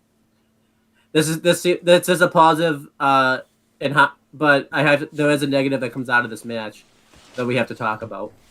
Why the hell is Sol Ruca not in the freaking ladder match? Like, he could do all the dives. She could do all the dives. She could do all the... honestly, like, this is how bad Shawn Michaels' booking is. The North American title ladder match that happened the first time, he would leave Ricochet out of that match. He would have left Ricochet out of that ladder match. He would have easily left Ricochet out of that match. This is important. Because this has proved it to me. Because not only does he not have Sol Ruca in the ladder match, he has someone that just recently, not even a year ago, came back from like a knee injury, and Zoe Starks in the ladder match, but not who could easily get a leg injury again, as we saw this week, as we just saw Supercard of Honor that just happened. I mean, it could happen to any of these guys, but still, gruesome. That was one of the the nastiest injuries I've ever seen. That was fucking gross. I had to call that, by the way. Oh my god, I had to watch that 3 times because I didn't know what happened at first, and then I saw his leg bend by the 3rd time. I'm like, oh boy, Jesus Christ. Yeah, I don't get. Where's the injury? And I saw the way he landed on his ankle, and the thing just went. Oh, it turned all the way around. Yeah, but I don't. He's gonna be out for close to a year. That was gruesome. Probably, honestly, the way that ankle twisted, and Chris, you're probably on the money. Honestly, probably even more. He snapped his leg. That was brutal. But at least it was a freak accident. You could at least call that because how many times has Penta done that spot? He's done that a million times, millions of times. Hit it perfectly every single time. These people aren't trained professionals like the other fucking guys that were in that last ladder match last night. Yeah, exactly. There's no way. Dude, you're just asking for a fucking injury. You remember GCW versus the World in that god-awful ladder match? It's probably going to be along the lines of that. Because you don't have a veteran that can lead the fucking charge and make sure nobody fucks themselves up royally for the next, year and a half. Especially, too, James, like I just said, one of the competitors in the ladder matches just came back from a knee injury, last summer. Mm-hmm. So. That's Shawn Michaels booking, though, so. He's the smartest. He's the greatest of all time, not... He is the greatest of all time at booking. He is, sure he is. And I don't have autism. Yeah, by the way, Chris... They do the same thing again here with all the competitors. Yeah, they do. It's annoying. I hate it. Yeah. They all come out. Yeah. That's Shawn Michaels' favorite thing to do in NXT, by the way. When there's a multi-person match, he loves to have, all the competitors, in the match. I have, a big face-off. No brawl. Hey, I have an idea. If you want to do a face-off, here's a bright idea. Ready? let me just get really close up to the mic, and you guys prepare your ears here. Why not just make sure that it's a one-on-one affair so that both parties are fucking over? Yeah. But continue with that's a novel concept. Or just don't do them, because we know who's in the match already. Mm-hmm. Yeah. It doesn't have to be cut and dry. It doesn't have to be the same fucking thing. Copy and paste. The same exact thing. It literally was the exact same thing, except for Roxanne Perez is in the Crow Nest. That was it. No, Chris. I want face-off. I want face-off. No, Sean, no face-off. I want face-off, James. No face-off, Sean. No, I'm doing a face-off, James. But anyhow, Chris can take us through. I'm not. Continue with NXT. Next is Drew Gulak with Charlie Dempsey versus Hank Walker. I don't know why they broke up that tag team already. That didn't take long. Yeah. That's another tag team. Hank Walker looked pretty good in this match, I would say. Again, Drew Gulak is an all-world professional. He's going to make anyone look good he's in the ring with. Mm-hmm. And he made Hank Walker look really good. And Gulak got the win. I thought this match was solid. Again. Yeah. Solid match again. I think... Along the lines of the Tyler Bate match, a really good in-ring veteran and a younger talent. There you go. Yeah. I think, too, they could keep doing a storyline where, Hank Walker gets better, but he doesn't necessarily, win the matches, and then eventually he gets, a big shock win, out of nowhere type of thing. The funny thing is, though, I think Sean's just going to beat him to the point where by the time he wins, I don't think anyone's going to really care, though, is the problem. That's totally going to happen. He's going to win, I don't even know. Hank Walker. Did you know that Hank Walker apparently sells propane and propane accessories? Yes. I heard on the street. Tony D'Angelo and Stax versus Briggs and Jensen is next. And of course, Briggs and Jensen lose because that's exactly where that was going. Yeah. Let me guess, they didn't get so along. predictable. They didn't get along, right? Here's what happened. They did get along, but it's actually worse than you'd think. Oh boy. They actually cut backstage like during the match. Like it wasn't even like doing a rest spot or anything like that. Like they were doing moves like, and then they just cut backstage to Fallon Henley and Kiana James, and Fallon Henley's like upset with Kiana James that she didn't tell Brooks, so she's gonna go tell him herself. I guess there was some miscommunication, but they got along more than you would think. I say that because this is Shawn Michaels NXT. That's why I say they get along more than you would think. More than you would think, but less than you know or care to know is what I'm getting out of this. Yeah, but I'm gonna be honest though. Like, I did not understand. I was thinking Briggs and Jensen are totally winning this match. No, and then they lost. They didn't even lose to like the tag finish. I don't even think Tony D and Stacks like tag finisher either. They just lost, and you just felt like the crowd die when they lost. It didn't even make any sense that they lost out of nowhere. It was so random. I have not seen a single bit of this show, and it sounds like an absolute god-awful fucking freight train wreck. It is. Holy yeah. shit. It's like if Velocity was an actual television show. Bro, no, you know what it is? You know what's worse? I guarantee you with how bad this was, Level Up had to have been better than this, which is sad. Not by much though. But guess what? That means NXT Level Up beating main NXT is the equivalent of Jacked beating Velocity and Heat combined. Yeah, yes, but Jacked was bad. But anyhow, Chris, take us through what happens after the match is over, though. After the match, Fallon Henley grabs the mic and says that she needs to say something to Jensen. But instead, she says, "Yeah, you're right," and she kisses Jensen. I don't know how her husband is going to feel about that, but hey, she's kissing other men. Wait, and then they're both confused. On TV? And Henley. And I just don't fucking care. Yeah. She fucked her husband on TV? I don't know how her actual real life husband feels about that. Yeah. Her kissing other men on live television, but hey. Well, I mean, hey, listen, Mandy Rose, you might like being a cock. And and Mandy Rose kissed Otis, and her husband's still with her, I think, right? Yeah, they do. They're fucking having sex on online, but apparently there's no nudity on our pages though. Yeah. But anyways, the best fucking. Well, before that, there's some other segments that you missed. I just don't care enough to go over them. I'll just go over them real quick.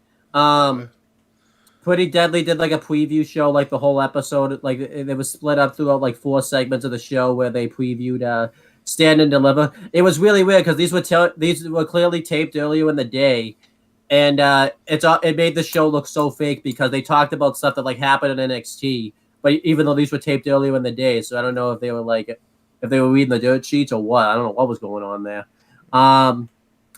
It showed Grayson Waller like arriving to the building. That was awesome.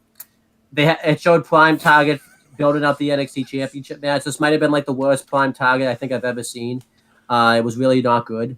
I love how you said somebody arriving to the building was awesome because it happened to be Grayson Waller. That was the best part of the show, from what I understand. It was. Fuck. And then, what Chris will break down is the best part of the show. And then Kaylee Ray and Nyla Dawn did like a spooky, actually legit best part of the show too, not capping or anything. Like this is like legit the best part of the show. Okay, cool. All right. The only reason I tuned in to watch it.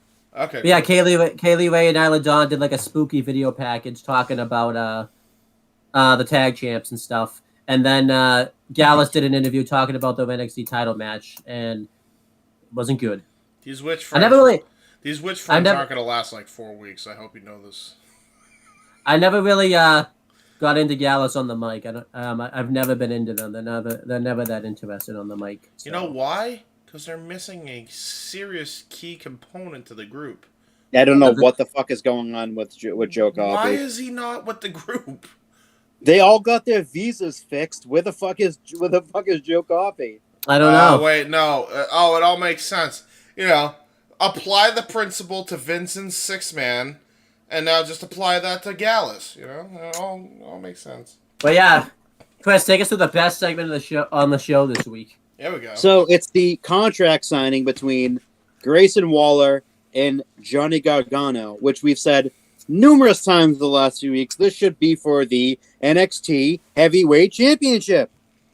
Yeah. But apparently, Shawn Michaels doesn't listen to people that actually know things. He'd rather just put Braun Breaker versus Carmelo Hayes. Nothing against them. I like both of them.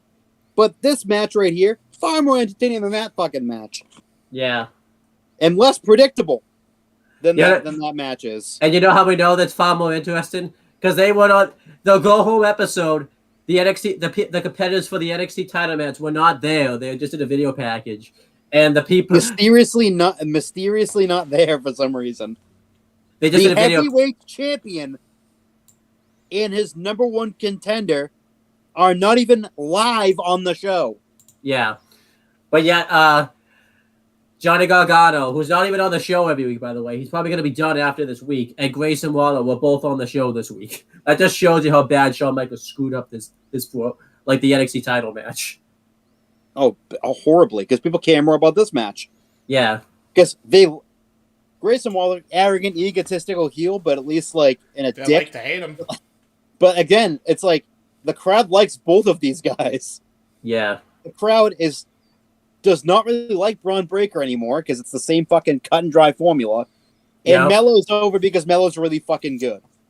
Yeah. It's Braun Cena. Literally what it is. It's like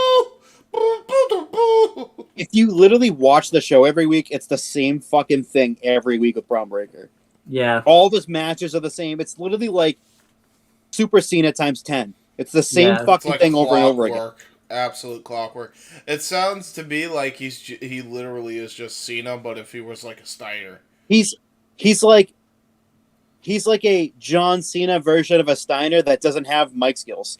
Yep. They force him to talk every week. Oh my god, I would love a Scooby-Doo rendition of the Cena theme now just to fucking sync with Braun Breaker's music. By the way, Chris, when Braun Breaker goes to the main roster, he's gonna get exposed like bad. Big time. People are gonna turn. First of all, he's probably gonna come out to no reaction because we know that because NXT talent don't even get a reaction anymore. Any NXT or to begin with. Any NXT fan that's hearing me read or listen to my voice, ready? Braun Breaker is not ready, period, and he won't be ready for another 3 years. But that's what happens when your last name is Steiner. Yeah. Right. But anyhow, take us through the and your uncle and your dad are in the Hall of Fame. Yeah. Take us through this money segment right here. So, security surrounds the ring to try to keep the peace. Didn't work. Vic Joseph, that's been all well told and very well known. That's Johnny Gargano's best friend. And he hands Waller the contract. Yeah. And that whatever happens to his boy, Johnny Gargano is stand to deliver. It's all Vic Joseph's fault that this is happening. I don't know why you blame Vic Joseph. That's fucking cruel. What a piece of shit. Blaming the innocent Vic Joseph. I was thinking this. What if he forgot to put the contract this week? He just forgot it at home. That would have been hilarious. So he just forgot. Sorry, forgot the contract. I guess the contract. Well, guys, we can't have the match now. We can't have the unsanctioned match because we forgot the contract. I wonder. It'd be interesting how they do this. Honestly. But continue. So Grayson does what he does every week. He comes out and just basically shits all over the NXT crowd. What an asshole! Yeah, what a fucking asshole. But it is NXT. It is NXT though, so he's kind of he's a coward.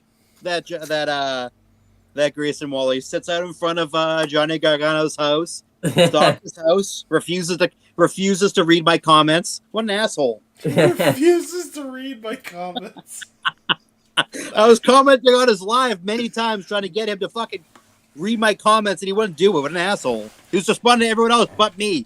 Yeah. Oh, fair enough. I was purposely trying to say, because he did the live where he was at Gargano's house when he had to leave the show to go and like attend to his family matters. Mm-hmm. I was in that live and I was dumping all over Grayson Waller, and he like didn't respond to me, and it made me really mad. I was like, Johnny's gonna kick your ass, and I was hoping that was gonna trigger him. I'm gonna kick your ass, like Hank Hill. I was like, Johnny's gonna kick your ass. You're a coward. You're a coward. You're afraid of Johnny. Why are you at Johnny's house? Go to the arena. You coward! And he didn't respond to any of them, and it pissed me off. You should have just called him DDP 2. Stalker Gimmick 2.0, and that would have fucking got his attention. It was so funny. That's good. It was great. He does it live again. I'm going to go in it again because it's funny. I like to yell at him. Yeah, but anyhow, take us to the segment. So he just does what he does. He dumps all over the crowd, and everyone boos him because he's a piece of shit. Fuck him.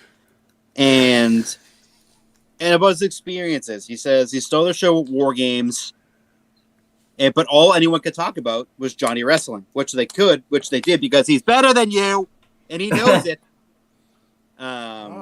He says that he also took out Johnny Gargano after War Games for stealing his thunder. What a fucking lunatic. What a delusional fucking lunatic. He did steal his thunder a little bit, though. He's fucking delusional. Something fucking not right up there. He needs to be admitted to an asylum. Do you think he needs to be with Schism as part of the IEP program? No. He's better. No, he needs to be in a padded room. Padded cell? Yeah. But yeah, but Grayson Waller doesn't know. You think he listens to Five Finger Death Punch, My Own Hell? Put me in a straight jacket. Put me in a padded cell. But I mean, he does have a point though. The guy does an elbow drop off a cage through the table, and they talked about Johnny coming out of that match. It's exactly. It should have, because he's better. Grayson said that Gargano's gonna lose at Stand Deliver. Ooh, you sure about that, Grayson? Ooh, so scary. Ooh. He says he's gonna lose, but guess what? No, he's not. He's gonna win. Jerk. And then Gargano's music hits, and then Waller gets ready for a fight, even though he's a pussy. He wouldn't fight him ananyway. Okay. Well, I can see having a sanctioned match with him, doesn't he? No, he's gonna run away. Away from the fucking sanctioned match, standing to sign a contract for. I see. There's a cameraman on the ring just stripping out of nowhere. No one knows what's going on. He's just stripping. And it turns out it's one Johnny Gargano. Yes, it was. Grayson, and he beats the shit out of him. And Sakiri tries to break them and break him up, and it finally works.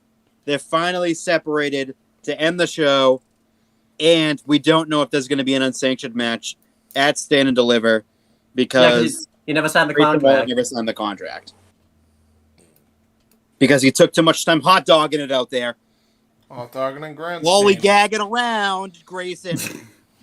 But yeah, this segment was awesome. Though it was so much money. I loved it. It was great. What if they do all this and then they don't do the match because Grayson Waller's a bitch? Yes, Grayson Waller's a bitch. I love this segment. I liked every bit of this segment. James, you had to go back and watch the segment. I know I put a little comedy in there, but it's a really, really good segment. Sounds like it. That's good. It's really good because, again, that little piece of shit is really good. Yeah. I think it's... Yeah. Is that yeah. Yeah, that's everything at NXT. I loved it. Thank God. Well, no, let me be more specific. I didn't love NXT. I just love that. I loved that segment, not NXT. I would say segment was the best. Okay. Yeah, I would say I have the rating for both of you guys. Let's just say it's a D- and then call it a day just because of that segment, right? Yeah, you could. You could pretty much just watch the Battle Royal, the Women's Triple Threat, and the main event segment, and be like set. Like and that was all able to get it up to a D- and not an F.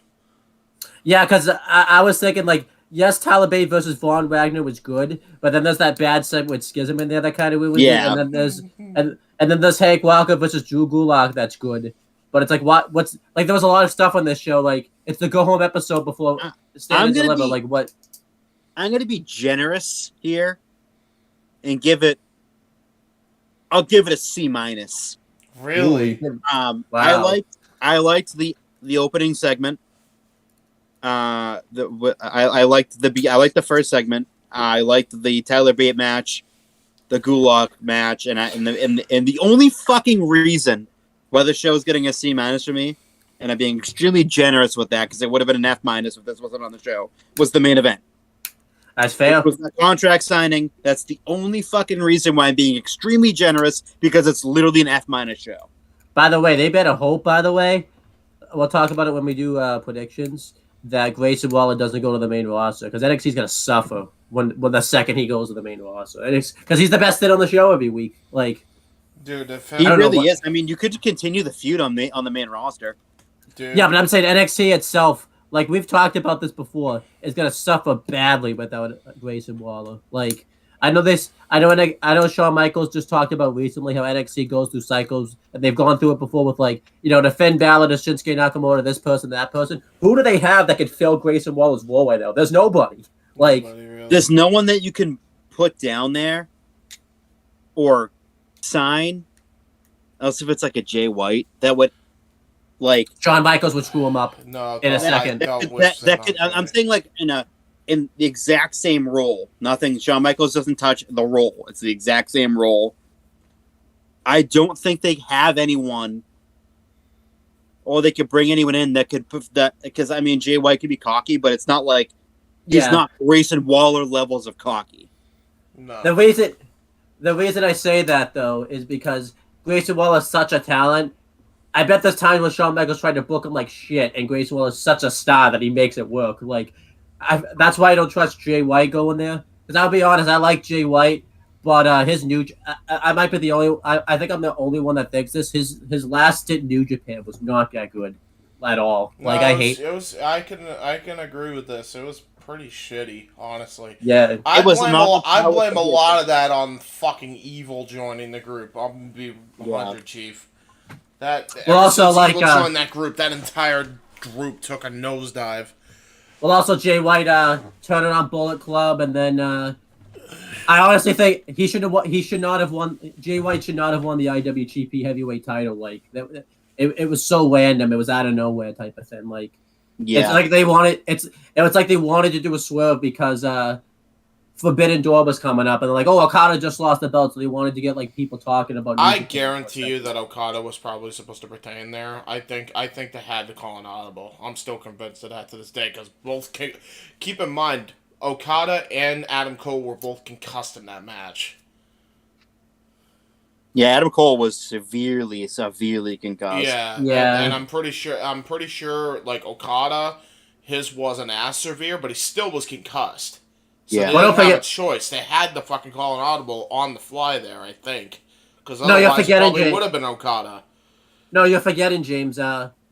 Jay White won the belt before Forbidden Door. He won it at Dominion. Oh, yeah, that's right. He did win it at Dominion. Maybe Okada was supposed to win it back here? I don't know.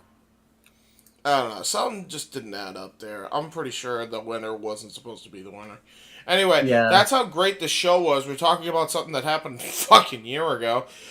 I know. Let's I'll go through main event real quick. It was pretty good. Couldn't be any worse than NXT this week. Dana Brooke wrestled Electra Lopez. It's probably the best Electra Lopez match you'll ever see. That's not saying much. With the ring with a veteran at least. Yeah. It was pretty okay. You could tell the match wasn't like good though. Like, you could tell the match wasn't anything crazy though, because they didn't show like any replays or anything afterwards. They're like, okay, that's enough of that. It's over. We don't need any more of this. They TNA'd it to the back. Pretty much. I think Electo Lopez cut like a big. I think typically the NXT talent have been cutting like promos before the match to kind of introduce them. I don't think they show one for Electo Lopez because some tells me it probably wasn't good, so they didn't show it or something. I don't even know what happened. Like, the main event was good though. It was Dexter Lumis versus Odyssey Jones. I liked this a lot. Odyssey Jones. To be honest, I know he's probably not ready for the main roster, but he should just go to the main roster. I don't think he's going to do anything in NXT for a while. I know he wouldn't be ready for the main roster because he hasn't been there very long. I honestly think that Triple H is such a good booker and knows the strengths and weaknesses. So I honestly think he could be their Mark Henry. Yeah, he could. I think Triple H would be able to hide his weaknesses well enough. He doesn't have to have the world's strongest man gimmick, but like, if he has like a Mark Henry type gimmick, I think it could work. I wish Mark Henry was still or there. Keith Lee type gimmick that Triple H booked and not Vince. Yes, Yeah. I must say too. Did you hear? I heard through the grapevine that Taz is very high on Odyssey Jones because his last name is Jones, and he's always big. He's always big on guys that have Jones as their last name. He's always putting Jones on everybody. It seems so. He's really a big fan of Odyssey Jones. But that was main event. That was main event for this week. It was pretty decent. I'll give it like a C. I liked the main event between Odyssey Jones and Dexter Lumis. It's so much better than NXT then. Jesus Christ. That's how bad it is, yeah. And then Chris is going to take us through SmackDown. I just sent him over the notes, so. You got to give me a half a millionth of a second for me to get myself situated here. All right, well, I came in with what I needed to come in for. I just wanted to hear Chris just shit all over NXT as they it was great show, guys. Yeah, watch NXT. Absolutely fucking deserved it. By the way, James, he shot all over it too. He gave it a freaking C- after all that. After all that, dude, he gave it a C. That's a C-. I hate to hear what an F show sounds like. I'm so fucking. I gave it a C- because I fucking love Grayson Waller. I can't wait. Fucking piece of shit, Grayson Waller. Bro, when Grayson Waller and Gargano are no longer on the show, I can't wait for the Fs just start piling up, bro. I'm just ready. I'm just ready for the shorts that are gonna be coming out of this shit. It's gonna be like a Z. It's gonna be a Z. He says. It's not even gonna. The F is not even gonna be existent. That's how like. Wait a minute though. Why would it be a Z? Could it be a Z minus? Why would it be a Z though? Like a S rank is like breaking the records. Well, Z for me is fucking lower than the low. That's the bottom of the alphabet. That's just pretty far down though, and that's like breaking the scale. It's not the bottom of the alphabet though. The bottom of the alphabet is Z. You see Z at the bottom, and that's what NXT is every week. Yeah, Z minus Street Fighter Third Strike style just gets 2 minuses just cause it was that shit. It's just because it was horrifically bad. Yeah, right. Just horrifically bad. Well, it was so bad. You enjoy reviewing SmackDown. I'm glad I could. It's gonna be awesome. Chris just absolutely eviscerate NXT as they deserve. Yeah, because they killed my favorite brand. So I agree. Yeah, me too. You know what did help me watching NXT this week? Because I watched the night 2 of Stand and Deliver. I just saw like that Adam Cole, Kyle O'Reilly match, and it was just like, man, it's never gonna be this again. Did you guys see? I don't know. I know not a lot of you guys, but they actually. It's crazy because apparently Kyle O'Reilly and Adam Cole both got injured at the exact same time and are both recovering at the exact same time, practically. Yeah. Did you guys hear about that? Like, they did a whole thing on AEW All Access and shit. That was really weird. I didn't, I haven't seen it, but I saw, like, the trailer for it. Like, them talking in the ring about it. And stuff I'm convinced like that, those fuckers are blood brothers. Like, just everything. It seems like everywhere they go, they have, like, similar career trajectories, and they just fucking go crazy. They're always together somehow. Like, to the point where, apparently, on this Access show, Kyle O'Reilly jokes that he's Adam Cole's road wife. I mean, yeah. Yeah, it's true, because they're together, like, more than they are with their own families. Yeah, pretty much. So there you go. But anyhow, Chris, take us through SmackDown. Probably one of the best shows of the week. So, SmackDown happened literally, it's fucking 9:44 on the East Coast. This literally just happened. not that long ago for us, on March 31st, because it's April 1st now, obviously it's the next day, in your commentary team for the evening was Michael Cole and Wade Barrett. Great team. Yeah. I'm not going to go into depth on any of the stuff because it's a good show. Just go and fucking watch it. You don't need me to tell you how good it was. The first thing that kicked off the show was the Usos, and they had another segment with Kevin and Sami. It was fucking amazing. Again, anything that has Cody in it, anything that has Roman in it, anything that has the Usos in it, and KO and Sami, I'm gonna say it's great, and go and watch it because you don't need me to tell you blow by blow everything that happens. Just go and watch it. It's great. It was fantastic. Yeah, everything they talked about. I didn't know how much more they could bring to it, but I loved how they talked about how when KO first came to the main roster, that the Usos hung out with his kid and stuff backstage and things. This was just fantastic. I was kind of hoping they were gonna bring up that one time that Sami Zayn teamed up with the Usos in NXT. I was kind of hoping they were gonna bring that up. They never did. But I do kind of like though because they mentioned that they knew each other before they became a bloodline and everything like that. It was just fantastic. Because that relationship between all of them goes far back. Yeah. So before any of them were really stars in WWE. Yeah, this was just fantastic. Then there was a triple threat match. I think it was triple threat. Fatal 4-way. Fatal 4-way, not triple threat. It's a fatal 4-way. Just basically the inverse of what happened on Raw. It's Montez Ford versus Chad Gable versus Eric versus Ricochet. And just another one of those. It was just a tune-up match for their showcase match at WrestleMania. On Raw, it was the exact opposite. It was the other partners that were in the match. Now on SmackDown, they just reversed it. And it was a solid match. And then Ricochet hits first, Montez Ford hit a very gorgeous, beautiful frog splash. And then Ricochet hits a very, very beautiful looking shooting star press for the win. But just as the referee's hand hit the mat for the 3 count, Montez Ford was getting back into the ring and almost broke up the pin. But your winner was Ricochet. And this match was really fucking good again. Yeah, it was awesome. I loved it a lot. Everybody looked great in the match, and it was just great stuff. We'll talk about it now. So earlier in the day, it was reported that Vince McMahon was back as an employee now. So obviously everyone's all worried at the moment that Vince is writing the shows and everything like that. And I love it because you and I were throwing a lot of jokes in our private chat that we have and stuff there's a lot of stuff that Chad Gable does that everyone's that was funny, but everyone's gonna ruin that now because everyone thinks Vince is in charge. Because the stuff that Chad Gable's doing would be the stuff that Vince has doing. And I remember I made the joke that I bet since Gable took the pin in this match, everyone's gonna think Vince is back in charge now and all that type of stuff. Or when Chad was doing the fucking crab walk. Yeah.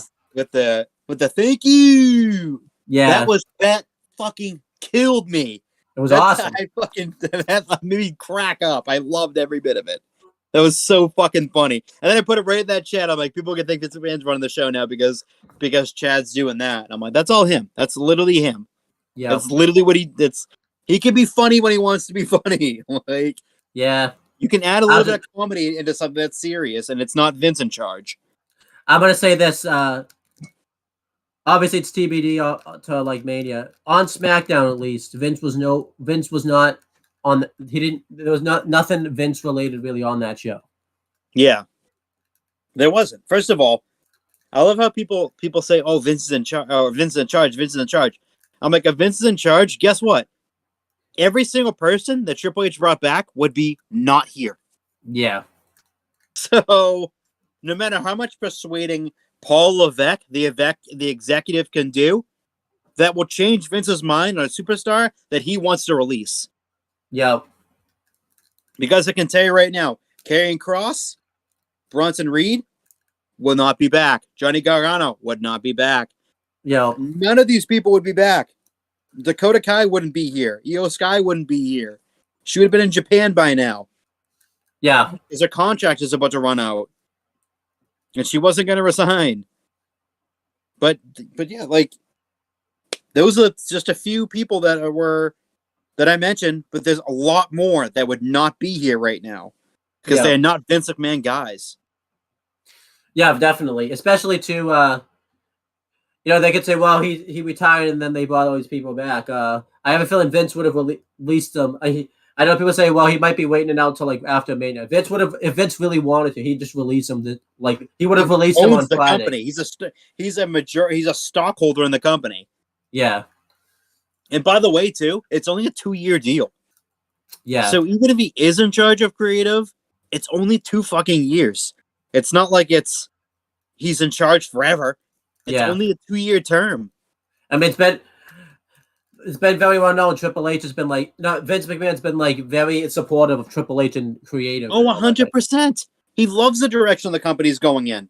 I think because he could take a step back from it and look at it from an outsider's perspective, finally, probably, for the first time in his fucking career, and see how great of a job his son-in-law is doing, seeing a job Nick Khan's doing with the company.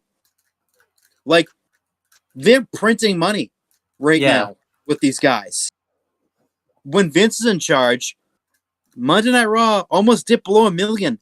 Yeah. For the first time since probably the early 90s. Which is like bad. Yeah. At some points it was like 1.9, like 1.09, yeah, 1.1, 1.2, 1.3. It's like, that's not the flagship. The flagship shouldn't be that low. Yeah. And now, special events included, it can get it up to over 2, which is amazing. Absolutely. But right now, it sits in about the 1.6 to 1.8 in that range, which is way better than what fucking Vince was doing. Which I love. I love it. It's like you're seeing improvement. Absolutely. And in the ratings especially. Because Nick Khan and Paul Levesque know what they're doing. They're not fumble fucking around waiting for Vince to come back. Triple H is putting his guys in position to succeed. Nick Khan is putting this company in a position to succeed. Like he entrusted 2 people into creative and into the COO role that know what the fuck they're doing. Yeah. Like, Triple H has been in wrestling since the early 90s. You think he knows how to fucking put a match together? Yeah. I mean, and he's been behind the scenes in the early NXT days, and it was like he's been a company guy since like 2010. Yeah. He's been in the front office of WWE for over 10 years. This was just crazy to think about. Yeah. I think it's like 13 years or something like that. I think he started his full-time backstage duties in 2010. Yeah. 09, 10, somewhere around there. But he knows what he's doing. This is all, I know we're going on a tangent, but it's all Triple H. This Mania card, Triple H. Yep. Like, this is not Vince. Just because he is back on a 2-year term doesn't mean shit. Yeah. He's extremely happy with where this company is going, and he's very happy that the product is better. Yeah, I agree. He was so robotic. He was so out of touch with everything that was going on in wrestling, Vince was. And that's why none of the big guys were signing with the company. I mean, Cody was his last really huge signing. But, like, he was releasing people that shouldn't have been released. Definitely. He was losing his touch. And I'm just speculating, but, like, he's looking from, his Connecticut mansion and seeing that his son-in-law and their close family friend and Nick Khan running the goddamn show very good. And he wouldn't be, if the show was terrible, he'd be in charge by now. Yeah. He'd be running creative by now if the show was bad. But the show is good. And even when he stepped down, he said he has all the faith in the world in Triple H to run the show. And then he reiterated it again in January that Triple H is in charge of creative and I'm not. Yep. And then again, like 2 months ago or a month or two ago, again, the same goddamn thing. He said he's very happy with the direction the company's going in under Triple H. Yep. Once again, he said it 3 fucking times. He's probably he's gonna say it again. He's gonna say it again and again and again and again. It's a fact. Triple H is running the show. And if you can't fucking handle the fact that Triple H is running the show just because Vince's fucking name is on an employee is in the employee website, you need to fucking get a life, okay? Yeah. Seriously, like honestly, they just love to fucking drag WWE for every tiny little thing. Yeah. Every tiny little thing. But AEW doesn't get any of the slack. No. They get praised. They don't do anything wrong. I do like, by the way, like AEW, like NXT got shat on this week. That NXT is running the same day as Double or Nothing. Let's also mention this, by the way. They never mentioned this. Not a sound when Supercard of Auto went up at the same time as SmackDown. Not a word. Not a sound.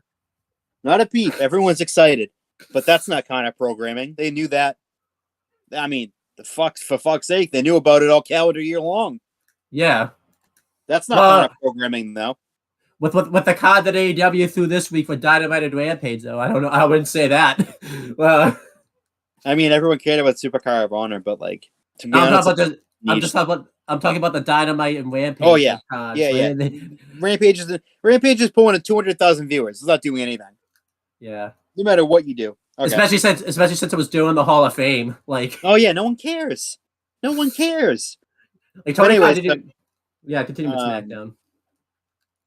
We went off in a really long tangent. Probably not. We'll probably cover Hall of Fame Monday now. Then.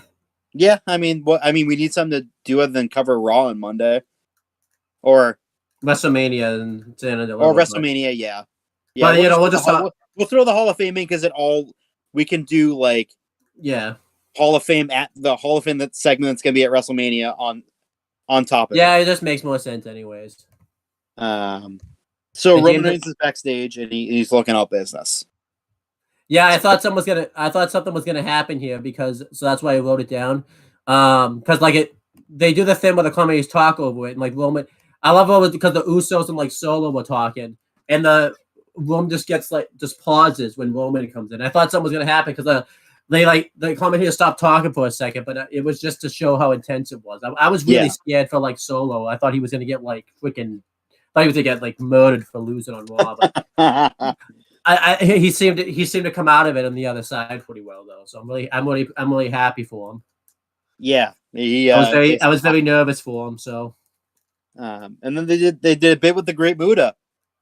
They showed that the Muta was getting inducted into the Hall of Fame, and this employee walked out of the dressing room and he had the green mist on his face and he was wiping it off. I was like, that's fucking cool. Like they got Muta into the show. I loved it. It was great. Next is the Andre the Giant Memorial Battle Royal. And as you could probably assume, as soon as the fucking bell rang, Baron Corbin was eliminated. I loved it. The first fucking person eliminated, I was dying laughing. I was like, this is the fucking best. I was like, I fucking love it. I thought he was like, and they let this play out for a while. Like he was like not. It was so funny. I loved it. Oh yeah, it was great. Everyone in this match really got to showcase themselves for the most part, except Baron Corbin. Except for Baron Corbin, of course, because he's Baron Corbin. But they LA Knight, holy fuck, was he over? Yeah. Like, wow. I'm sorry. Yeah. Yeah. Like, yeah. Yeah. Like I couldn't like. I was sitting there. I'm like, holy fuck, he's over right now. And I get it's the WrestleMania crowd. It's more of like a as they coin it, Bizarro World is what they used to call it. Where heels and faces are switched and heels are more over. But like he was like massively over last night. I feel like we should talk extremely over. Because everyone knows for the most part, people in like the hardcore fans know him. Let's be real too. Like it's not like he's wrestled for like major companies. He was at Impact, like doing Impact like worst years, I think, up until like he was like a star for them and during their transition from Pop TV to like at the beginning of Access TV.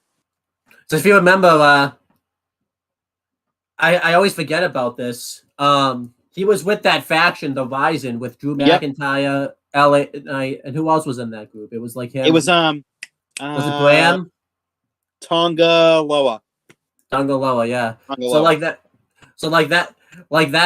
That's how far back this. So they went on Destination America then when Destination America, right? Yeah, it was Destination America, Pop TV, and then Access. So, and I think he just missed Access actually because he left in 2018. He was in the NWA. Oh yeah, he didn't end up leaving because I thought he went from Impact to WWE. That's right. He had that couple like a few year long stint in NWA.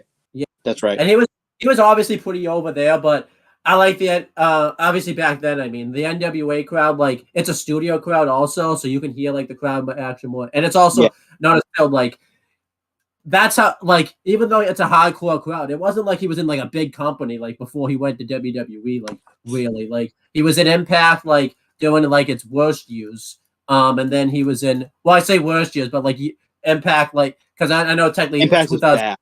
Yeah, but like. It was like no one talked about Impact at all. I think the only person that talked about Impact was like Ori Dre. That was it. Yep, that is true. Yeah, but like he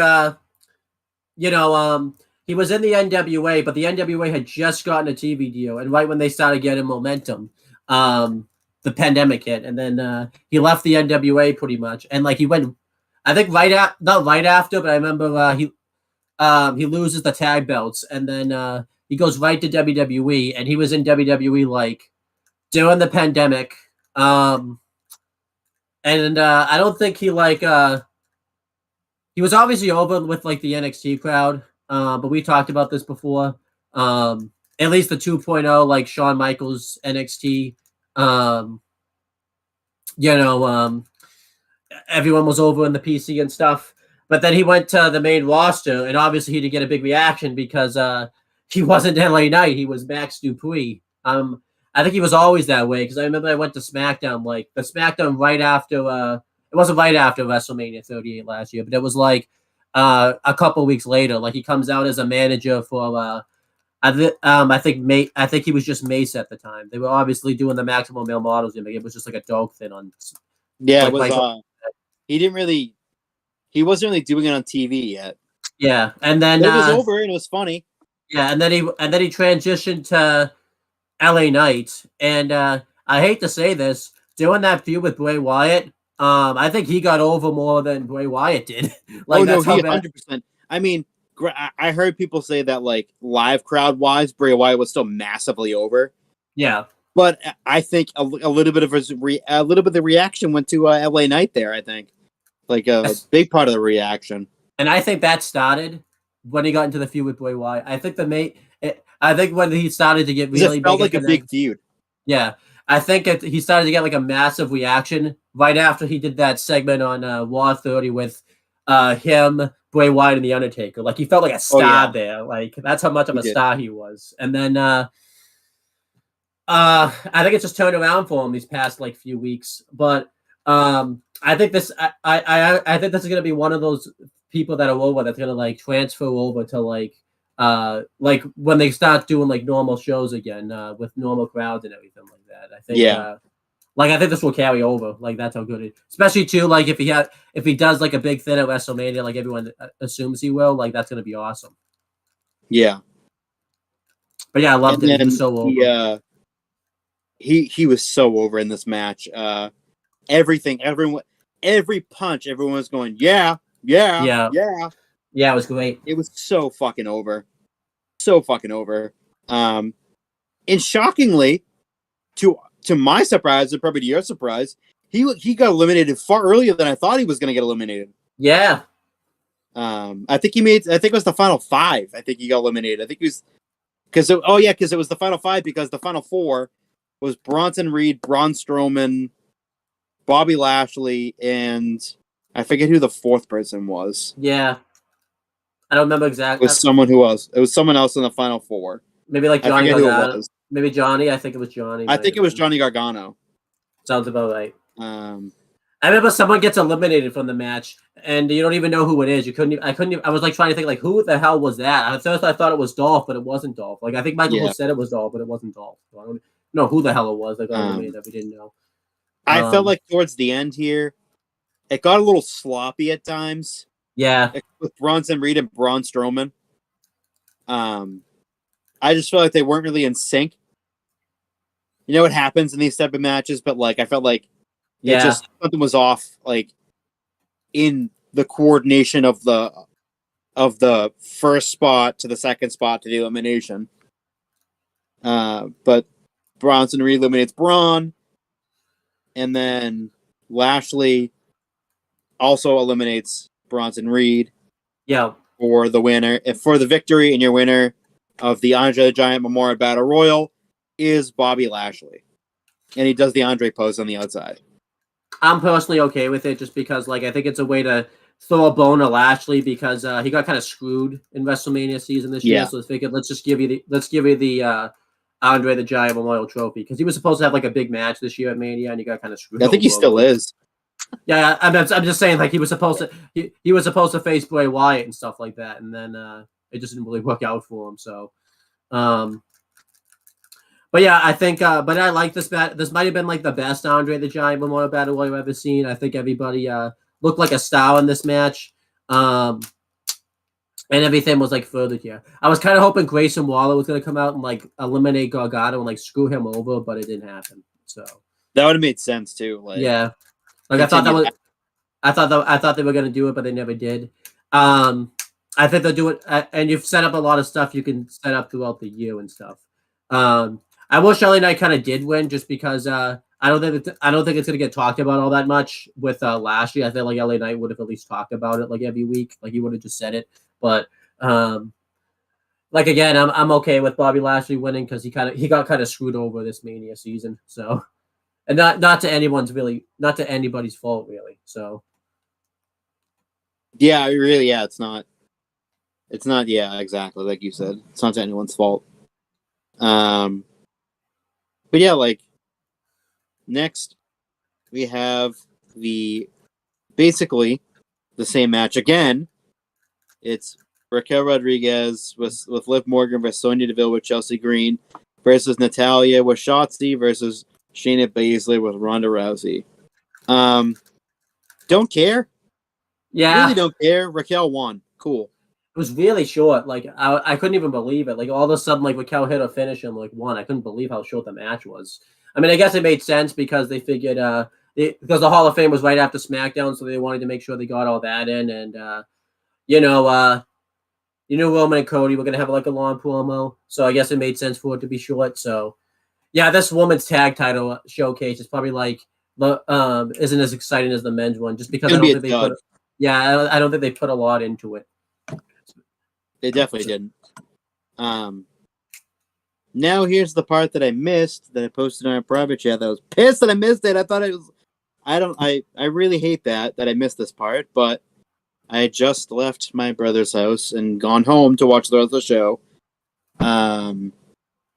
But backstage, Legado del Fantasma finds Rey Mysterio backstage. He was getting ready for his Hall of Fame speech, being the headliner of the Hall of Fame this year.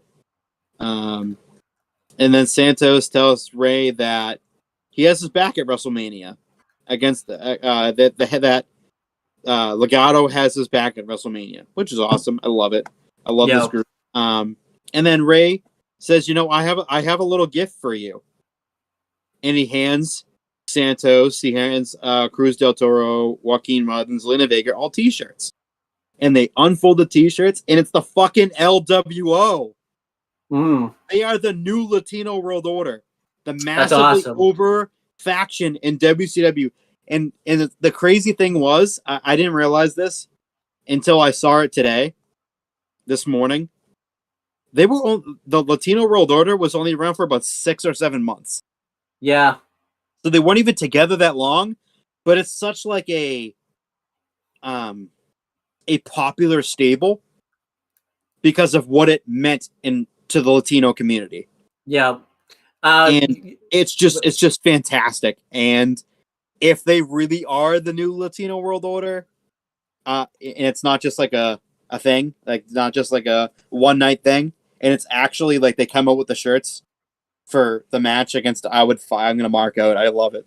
Yeah. So you correct me if I'm wrong. Ray was in the group, like the original version of it, correct? He was in the original version of the group, but he wasn't originally in the group. Okay. They had Eddie had tried for weeks to get him involved, but he didn't want anything to do with it, and eventually he joined. Like I think it was like 3 weeks later or something like that, 2 or 3 weeks after he started courting him. But yeah, this is really cool. I like this a lot. I hope it does go somewhere. I think they should get Angel and Humberto to be in the group also, just That'd because be they're not sick. really doing it. And then Andrade, if he comes back, because I know we're not covering the Hall of Fame, but we'll just talk about it now. We know he's in Los Angeles. I mean, obviously that could just be a coincidence because Charlotte Flair is there and everything like that. But yeah, I think it's more coincidence than anything. And the same thing with Buddy Murphy. Buddy Murphy was also at the WWE Hall of Fame, but he's dating Rhea Ripley in real life, so that's why he was there. I mean, I think there is a chance though Andrade could resign because he hasn't been on he wants to go back. It's fucking known that he wants to go back and be with his wife. So that'd be awesome if he was in the group. That'd be amazing. I like this. Yeah, I really love Face Legado. And I was just thinking about this the other night. In Vince's era or in the if they were in NXT, you know what would happen whenever Ray and Don have their match? Legado would wake up. Legado would like turn on Rey Mysterio and like cost him the match. I would fucking hate that. I saw someone on Twitter today say that what if the LWO was Dom and Legado? Yeah. And I'm like, that doesn't even make any sense right now because there's the Judgment Day going on. He's in the Judgment Day. Yeah. I mean, if they had done this like a year ago or before he turned heel, I think it would have made a lot of sense. But with Ray included in it, Ray and Dom and Legado, like because this is something that they wanted to do together. Yeah. And it's interesting, and I love it. Yeah, I love the fact that I hope that it's not like a one-off thing, like just for this segment, and that it's like legitimately Latino World Order, and it's a babyface faction because this is what they've been trying to do for so long, is give the Latinos something to cheer for. Yeah. Give them a powerful group to cheer for. And Vicky Guerrero approved it because she praised it on Twitter and stuff. I love that. Yeah. I saw that and I was like, man, Eddie must be so proud right now in heaven right now. His best friend, his brother, goes into the Hall of Fame, and the stable that he created and that Ray eventually was a part of is back. And he's smiling down from heaven right now. Yeah, that's great. That his best friend was the one to do it. And his brother's best friend was the one to do it. Yeah, perfect night to do it too. Because I didn't think Ray. I remember we said last week I didn't think Ray was going to do anything that big because they were going to save all the pops when he came out later in the Hall of Fame. But no, Triple H definitely didn't waste any time. Nope. That was amazing. That segment alone, it gets you pumped. Yeah, it's like if this Latino World Order thing carries out, and they stop becoming Legado and our Latino World Order, it's money right there. That's principal money right there. Latino World Order, LWO versus the Judgment Day. That's money right there. Someone would have to join Judgment Day, I believe, though, because they're outnumbered. Yeah, I mean, you could easily have someone join Judgment Day if you really wanted to. Go with James' idea and have Karrion Kross be the one that Karrion joins. Kross would be interesting to join Judgment Day. It would make sense because doing something. Yeah, and the gimmick itself would suit Judgment Day perfectly. Yeah, but yeah, this was great. That's just all around great, just fantastic. By the way, this is the first time I've seen Ray in a full mask, and I can't even tell you how long. Yeah, and it was a different. Was it a different mask for when he came out later? I believe it. I believe it was. Yeah. Man, this guy's got thousands of masks with him. But yeah, like that's. I was pumped. I loved it. I marked out like crazy. So next was the go home match to WrestleMania. Sheamus and Drew versus Imperium. Sheamus and Drew aren't getting along, which is obvious. They've been fucking they planted the seeds for like a month now. Yeah. That they aren't friends anymore. Again. For the second time in the last 2 years. They aren't friends anymore. This one at least feels more natural though. They're like pissed off at each other. At one point Drew tags himself in, they argue. And yeah, like they're just not, everything's just not going well between them. And McIntyre hits the Claymore after Sheamus tries to go for the Brogue. Loads up to go for the Brogue, and Drew just hits the Claymore on Giovanni Vinci, and Sheamus pins him for the win. It's great. It lands the Brogue, and then okay, that's what it was. Yeah, it was great. I like this. So they got along at the end, and they hit both the finishes. And they won. Yeah, it was good. I like this match a lot. It was a really good match. We're seeing the end of probably Drew McIntyre as a babyface coming up relatively soon. Yeah, I definitely think so. I feel like the way that they're going right now, the Brawling Brutes are probably going to be the faces, and I think Drew's going to go heel. I don't think it's because of lack of crowd reaction.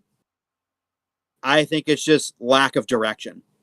Yeah, and because he's still over. Yeah. Also, too, he need not just lack of direction, but he's been a babyface for a while too. I think we need to change it up too. Since like. I want to say maybe 2019, January of 2019. It was before he faced Brock. It would have been December 2019 because he faced Roman right when he came back from. Yeah, because it was January of 2020. Yeah, because that's when he started doing the 3-2-1. Yeah, and I was like, wait a minute. I'm like, that's a face thing to do. Yeah, like why is he doing the 3-2-1? I'm like, it's eliciting a crowd reaction. Yeah. And I was like, wait a minute. And then I kind of read, like, it was like a dirt sheet article was posted like 2 days later, like, oh, they're going forward Drew McIntyre as a babyface. And I'm like, wait a minute, that actually works. Yeah. Funny thing is, too. And it worked. I think the first match he technically had as a babyface, believe it or not, I think it was like against like No Way Jose, too, who was like a big crowd babyface at that time, too. Like it was like, and to be honest, too, this babyface run has worked. Yeah, it has.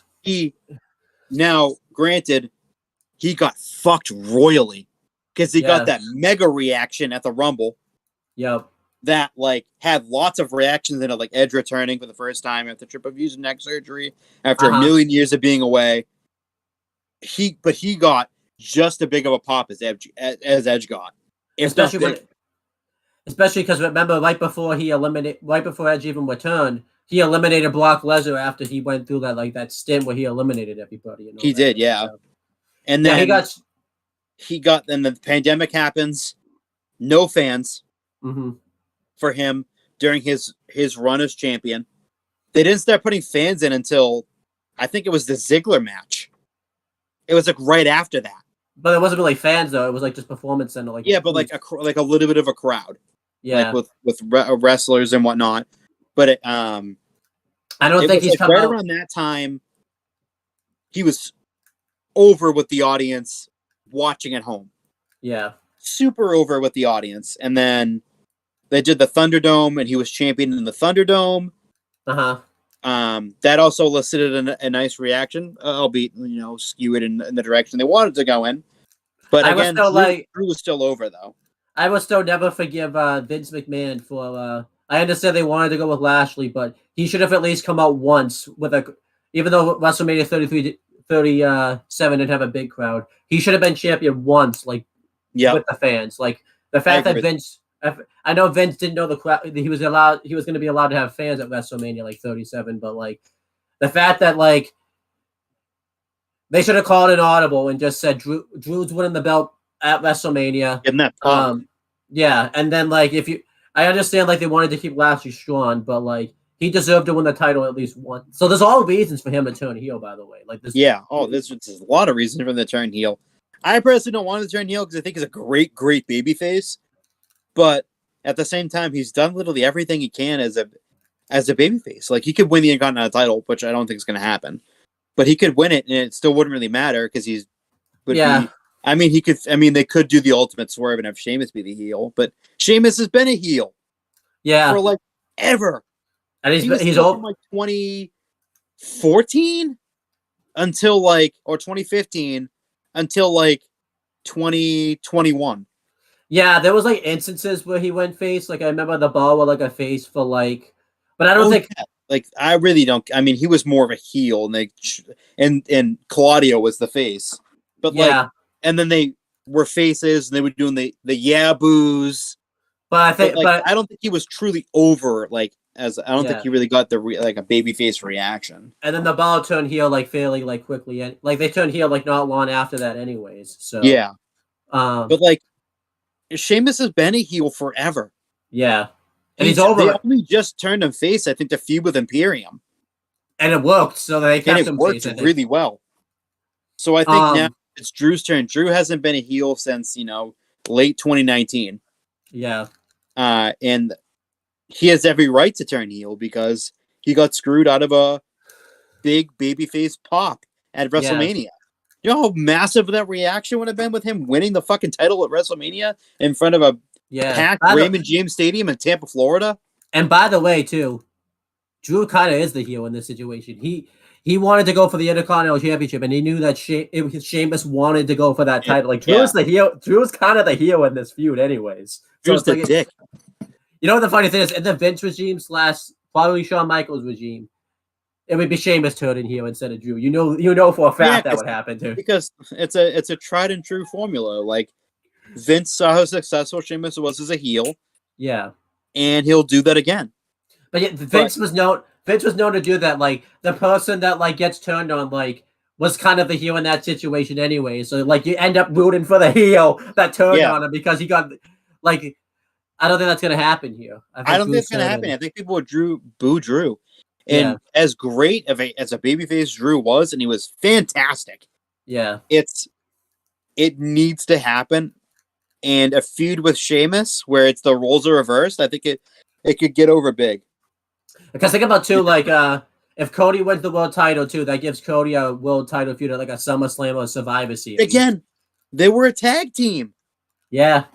So correct me if comes into play. Correct me if I'm wrong too. I believe one of his first or one of his last matches. I think it was Cody's first, Drew's last. Maybe I remember they fought in the Indies. I think right before Drew went to WWE, right before he signed with WWE. Yeah, he was one of his last matches. So that would make sense. Didn't they win the penny belts together? They did. So there's that history. There it is, there. And then think of all the people that are going to come back that are going to be faces too. Randy Orton, if he does come back, well, he might be a heel. I don't know. I think he's going to be a heel. I'm hearing that when he comes back, I think he's going to be a heel. But AJ Styles will be back. He's probably going to be a baby face when he comes back. Oh, yeah. The OC are going to be more prevalent. Again, you could do a fucking OC versus Drew McIntyre feud. Yeah, there's a... that's right. Maybe have two heels join up with Drew. Yeah. So wherever it may be. Maybe a big signing that we don't know about that's not Jay White. Yeah. Maybe they have something in the books. Yeah. In the future, maybe 2, 3, 4 months down the line. Yeah, so I think Drew needs to I think it's time for Drew to turn. So it definitely is time for Drew to turn. Like, it's time. But anyways, like I said at the beginning, I'm not going to go blow by blow on this actual main event of the show, which is the in-ring segment between Cody and Roman. All I'm going to say is just watch it. Yeah. We don't need to go over this. Just watch it because it's a beautiful segment. Cody busts out a fucking Tupac reference, which was fucking awesome. He got to the part where there was lots of swearing in it, and he stopped. And I loved. He got himself up before he could get in trouble. One of my favorite things that he said was, he talked about how Roman Reigns was throwing shots at him, saying that he couldn't get over his own company. I love that he mentioned that the WWE tried to get you over for, I think he said 8 years, but it only paid off. Yeah, so he said that you've been in WWE for, I think he said 11 or 12 years. And the last and it took you to get to year 8 before you finally got over. It was like, oh, that like and I said in the chat, and I'm like, Cody's right. Cody's right there. Like he is right. I mean, it took him till year 8 for them to realize that, wait a minute. Yeah. We got to do something different here. This hasn't worked in years 1 through fucking 7. I really wish year 8 here.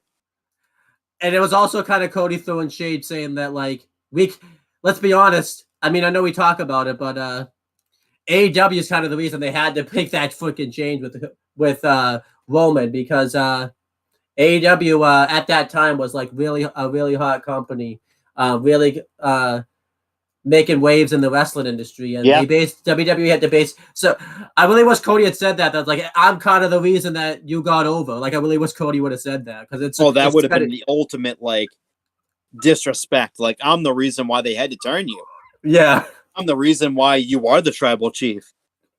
Because my company, I would have said, because the company that you said I couldn't get over in, they made you. That company made WWE turn you into a bad guy and become the tribal chief or something to the likes of that. Basically, my company got you over. That's essentially the company that he should have said the company that I so-called couldn't get over in is the reason you out. Is the reason you are over. That was insane. That would have been so fucking good. But so Roman slams the microphone down and says the talk for timing. The talk for timing. the time for talk is over. And he fucking throws the microphone down, holds up the fucking belts. Fucking show goes to black. And that is the end of the go home week to WrestleMania. And it literally fucking flew by. Yeah. I give this show it's sad that those 2 days are over, but it's not over yet. We still have another full week of programming WrestleMania related in the coming week. Yeah, but I give this show an A. It was awesome. Just wonderful. I was even thinking about it too, last night. I remembered watching the WrestleMania SmackDown last year Vince did, and how I'm wait a minute. That just proved to me right there that Vince wasn't running Vince too. Because remember, Vince's WrestleMania SmackDown last year was right before the Hall of Fame and everything like that. And there was nothing to it last year. I remember there was this year, you would have because I remember Vince always likes to give the big stuff away for WrestleMania and stuff. We got a kick-ass tag match. We got a kick-ass 4-way match. We got a great promo between the Usos, Sami Zayn, and Kevin Owens. We got the Fiery Cody promo. If Vince was running things, the SmackDown we got last night would not have happened, I don't think. I think he would have said, okay. He would have been okay, guys, Hall of Fame's tonight. We don't want you taking too much shine or anything like that. And, it was great. It was fantastic. I loved it. I give it an 8. This whole show was great. The Latino World Order coming back was fantastic. The opening closing segments were great. I mean, the matches itself were okay. The men's match, the men's fatal 4-way was better than the women's fatal 4-way. But I genuinely liked it. So I genuinely liked the show. I give it an A also. And then we have Level Up, which took place the same day as SmackDown. It's really weird how they did it because I didn't even know if they were going to do an episode of Level Up, but they did. We had Byron Saxon and Blake Howard on commentary. You could just tell, by the way. I don't think Sean put much effort at all in the Level Up. You know, the funny thing is he didn't put effort. He didn't put any effort into it, but it was a better show than NXT, which he put a lot of effort into. So that just shows you right there how bad NXT of a show NXT is when Shawn Michaels tries versus when he doesn't. Yeah, honestly, I wonder if I know we talk about how we want effort and stuff like that. I wonder if it'd be better off if NXT would be better off if Shawn just didn't try. Maybe NXT would be a better show if he just didn't put any effort into it. Like, yeah, exactly. That's sad to say, but that's better. But you could just tell they didn't put any effort in it because there was no intro this week for Level Up. Usually they have like an intro, huh? Did it just happen? Yeah, like it just cut to the first match of the show. It was like, oh, and it was like quick too. Like the commentary was like, oh, we're here for Level Up, guys. Hey, what's going on? Like it was like really weird. But I think they're making a new one because some of the people that are probably going to the main roster they want to include in there and stuff. But we had Valentino Valois versus Lash Legend. God. Yeah, that wasn't very good. They had Electra Lopez come out because it's really weird because this was taped before NXT, so it was taped like before their match. So I love Valentino Valois won. That's all I'm really gonna say about it. This was not good. It was really bad. Then Nathan Frazier gets interviewed. He talks about facing Javier Bernal later in the show, so that's cool for him. And then Danny Palmer's backstage. He talks about how she looks forward to facing challenges in NXT. And then we had Nathan Frazier versus Javier Bernal. This was good. This was better than this match should have been on NXT, to be honest, because it was better than some of the matches that actually were on NXT. Nathan Frazier obviously won because Javier Bernal. I don't think Javier Bernal ever wins any matches. I think he always loses. But he got his ass beat by Johnny for being a dick. So yeah. I think Level Up was like a C-. It was pretty average. You could just tell that I think Sean like threw the show together last minute. Like I think he forgot to book Level Up because you could tell you're not putting much effort in if you're having Valentino Valois technically wrestle twice in the same night. That just shows you how much effort you're putting into your show right there. So not very much. Ironically enough, though, like I said, Sean didn't put any effort into the show, but it was better than NXT, which he put like full effort into. So. Now we got predictions for WrestleMania. We'll start with Stand and Deliver. Just get that out of the way. Yeah, I'm not really looking forward to this show. I know a lot of people are. I guess if you just look at the card, probably, and don't watch the shows, you'll really like this show. But I really don't. I could care less about this show. I think there's like 2 matches I care about because they actually have had like proper build-up and everything like that. This is pretty much WrestleMania 2000. There's like 1 match that's like a regular wrestling match on this show. We know that Pretty Deadly is going to be the hosts of this show. I expect they're going to do a segment and they're going to get laid out by somebody. I really don't know who that would happen with. I can't think of anybody. Because they could do it with someone from like the main roster. They're definitely gonna get laid out doing this show. Oh yeah. I don't know who by though, but they're gonna get laid out. Let's go through the matches. We have the 8-person mixed tag match where the winners gain control of Chase University. We have Chase University and Tyler Bate versus Schism. I hate to say it, Schism's winning and Duke Hudson's turning on this show. I hate to say that, but it's totally happening. Schism's winning. Yeah. Which sucks on both ends, but I don't think we need to go through that anymore. So I don't think this match is going to be all that good. I expect a lot of the wrestling is going to be done by like Tyler Bates and the Grizzled Young Veterans. And maybe like Andre Chase and Duke Hudson. I don't think Gacy and Ava are going to be in the match all that much because they suck. So then we have the triple threat match for the NXT tag team titles. I don't know why this is a triple threat match. They really should have just done a 1-on-1 match or like, 2 versus 2 match.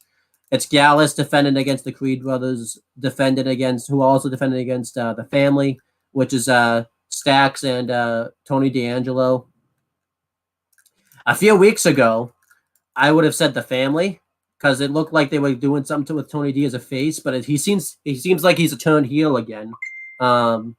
So I'm picking. I'm gonna go out on a limb, and I'm gonna say the Creed brothers win. I'm not into Gallus at all as tag champions, so I'm gonna predict that the Creed brothers win the belts, and they'll pin the family to get the titles. What do you think? I think it's gonna be. I think it's gonna be the Creed brothers. I think they need to run another run with the belts. Yeah, because Gallus aren't really doing much as champions. The only way I could see Gallus winning is if Joe. I honestly think it's gonna. Do I want the Creed brothers to win? Yes, and I'm gonna pick the Creed brothers, but I think that Gallus is gonna retain. The only way I could see Gallus winning, where I think it will make sense, is if Joe Coffey returns here and helps him win. But I don't think he's returning because Shawn Michaels can't really book anything. So, yeah, I mean he can't. I mean that's obvious. I'm trying to predict how Shawn Michaels books, but this is one of those where I'm not gonna. Then we have the Fatal 5-Way match for the North American title. For some reason, it's not a ladder match, but it's Wesley defending against Dragon Lee, JD McDonough. Oh, I have to call him that now. Yes, I have to call him that. You come to the good side. I have to call him that now. Ilya Dragunov and Axiom. I think Wesley is retaining. I think Wesley's retaining because just a few more names now. I think Wesley's retaining the championship. I don't think he's gonna pin Dragon Lee though. I think he'll pin like Axiom or JD McDonough. And I think this is gonna set up a 1-on-1 match between Dragon Lee and Wesley, the battle of the Lees. Shawn Michaels gonna be stupid and waste that on NXT instead of doing it on like an NXT special, like a Battleground or whatever. But it's probably gonna be Wesley retaining. What do you think? No, this is tough for me because any one of these 5 can win it. Yeah. All of them are credible enough to win it. Even someone like Axiom. He could do amazing shit with that title. But, man.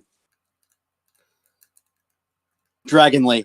I think they're going to put the title on him and to me, it's down between Wesley and Dragon Lee.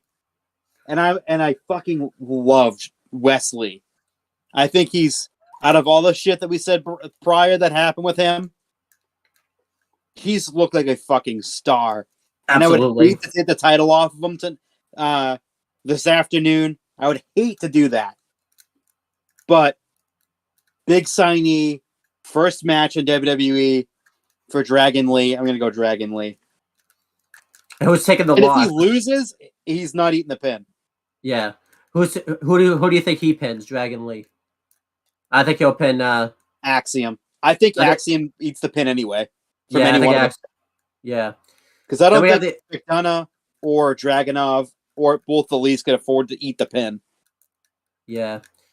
I think then we have the NXT Women's Tag Team Championship match. It's Fallon Henley and Kiana James defended against Kaylee Ray. I was careful on that one, and Isla Dawn. It says it right there. I almost got you. To be honest, I hate to say this.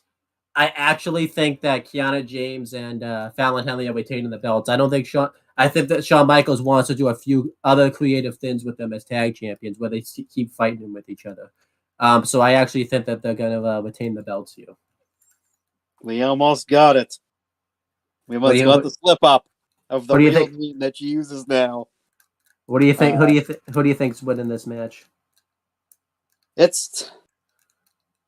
honestly think it's going to be Alba Fire or Isla Dawn, just because of the way it's going. But I honestly think too that I'm just going to go Fallon Henley and Kiana James. I just don't think that. Again, I could say it's too early to take the titles off from the generic that I always say. But I have to realize this is Shawn Michaels NXT, and none of the shit he ever does makes any sense.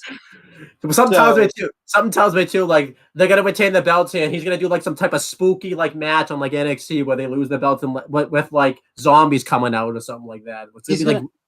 So it'd be a match on NXT, and they lose the belts in under 30 seconds. Yeah, it'll be something like that. Lash Legend and Jennifer Royce in under 30 seconds. Yeah. It's so bad we have to predict how stupid random people that are never on TV or that are garbage. It's just so stupid that like we have to predict this show basically how we think Shawn Michaels is gonna book. That's how bad this show is. Yeah, it's like you cannot convince me that he knows what the fuck he's doing. Yeah. The logical thing would be to have Alba Fire and Isla Dawn win. But that's fucking logical. But you can't think logical, Like nothing with him is logical. Nothing is. No, it would be Elektra Lopez and Valentina Feroz, or Elektra Lopez and fucking some random fucking Lash Legend.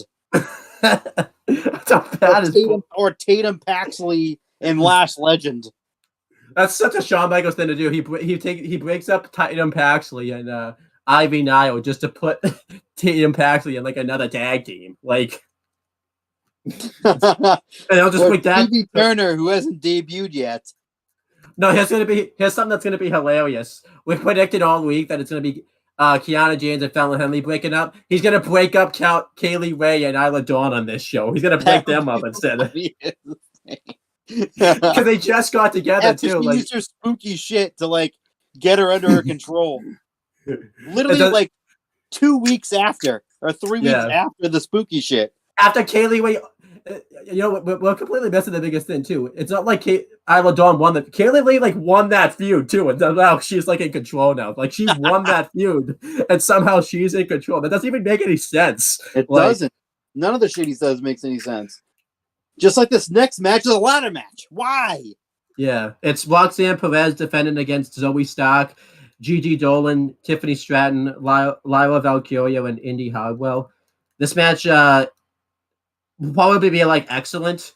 I say it'll be excellent, but sometimes tells me Shawn Michaels going to put like a spoofy like Roxanne Perez can't overcome like her anxiety thing. Like that's going to be like a big storyboard of the match. So that's going to like Roxanne Perez is going to go to the top of the ladder. And the belt is mysteriously going to disappear, and it's going to wind up in the hands of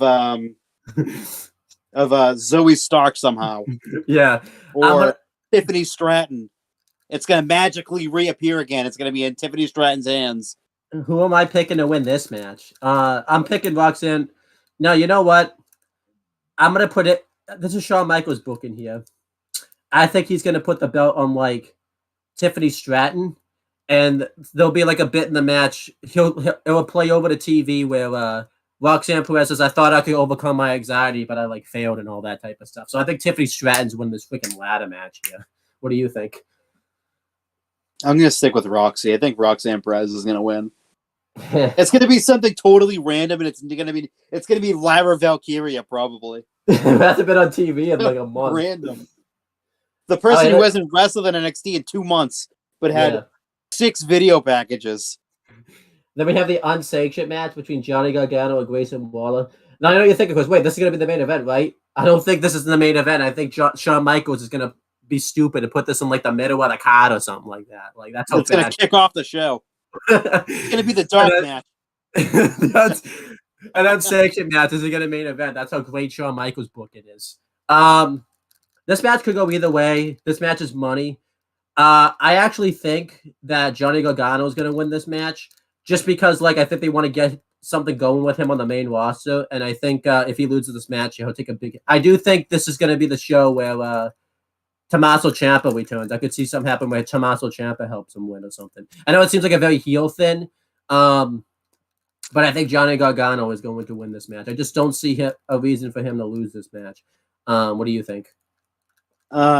I agree. I think Johnny's going to win because Johnny needs the momentum.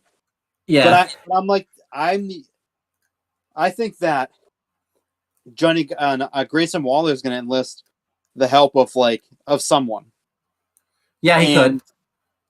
Maybe like a big dude. Maybe like Indus Sher or something. Yeah, because they work together. Not them, but like or like Jinder or something. Yeah, they could do that. Like something like a big like heel. Well, they could do that. They could do that though, and have Ciampa return and like face. That's what I'm saying. Like Ciampa comes out and makes the save. Yeah, that's what Shawn Michaels easily. I remember we said that, but remember Shawn Michaels did that last month at the Vengeance Day, he did that with like Dabba-Kato, and then Dabba-Kato like turned on Apollo Crews. So that's probably gonna happen. It'll work with him, but then that would enlist Apollo Crews. I don't want to see that. Don't you remember that happened though? Like he brought back Dabba-Kato. We thought he was gonna like rejoin up with Apollo Crews, and then like it was so obvious that he was turning heel. Yeah, it was staying heel actually because he was technically he was heel already. He was like face for like 1 second. That was it. Like it literally was awful. Yeah, because I was like, "What are you doing? Why are you letting him?" I'm like, "Oh, because he's turning heel. That's why." Even when he's on the outside, he wasn't hitting them. He wasn't doing anything. Yeah, was like, letting him get away. I was like, "Okay, you're turning heel." Then we have the main event. I say main event because this is main event, and you're not convincing me otherwise. It's the NXT Championship match: Braun Breaker versus Carmelo Hayes. If this does main event, expect a dead crowd after seeing that unsanctioned match. By the way, like I don't think the crowd's gonna care at all about this match. Like I think this match is gonna get exposed because it's not in the PC either. So, I could care less about this match. This match will probably be like excellent, but I'm just gonna sit here and like just drink my water doing the match. So it's like whatever. Carmelo Hayes is winning the belt. It seems like a good idea because he's been doing so well, but I just don't know what he does with the title because he's legitimately like faced everyone in NXT. Like, the only person he hasn't faced is like Dragon Lee, but I don't think Dragon Lee is getting the title shot for a while. So, I honestly think they should do something where like Carmelo Hayes like wins the match, and they do something like with I know they've done this before. They do something where like Grayson Waller gets a title shot on like Tuesday, and he wins the belt. Like they should do like a quick title change, just because Carmelo. I feel like Grayson Waller is the guy to be the champion right now. They should do something where like Carmelo, because Carmelo Hayes seems like he should just go face anyways, and I feel like that'd be the perfect way to do it. The thing that sucks about it is Shawn Michaels already he tried this in NXT once with the North American title, like, so that's what I think should happen. I think the thing to do is have Carmelo Hayes win. And then on NXT, he says, I'm going to have an open challenge or something. Or like Grayson Waller tricks him into giving him a title match. And it leads to Grayson Waller winning the belt. But I think Carmelo Hayes is going to win because I really don't think he should have a long title reign. Like, I know it seems like a good idea, but there's legit nothing for him to do in NXT anymore. At least if he goes face going up against like Grayson Waller, it'd be something. But Carmelo Hayes is winning. But what do you think? I think Carmelo Hayes is winning.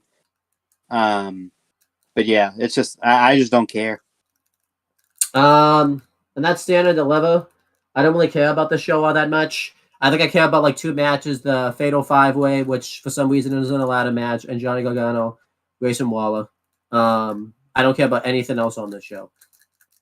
So let's go through WrestleMania. I'm really excited about this WrestleMania. We have 2 nights of it.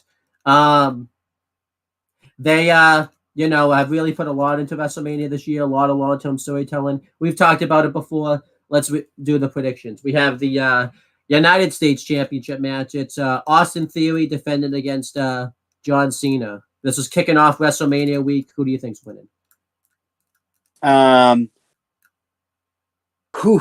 This is tough.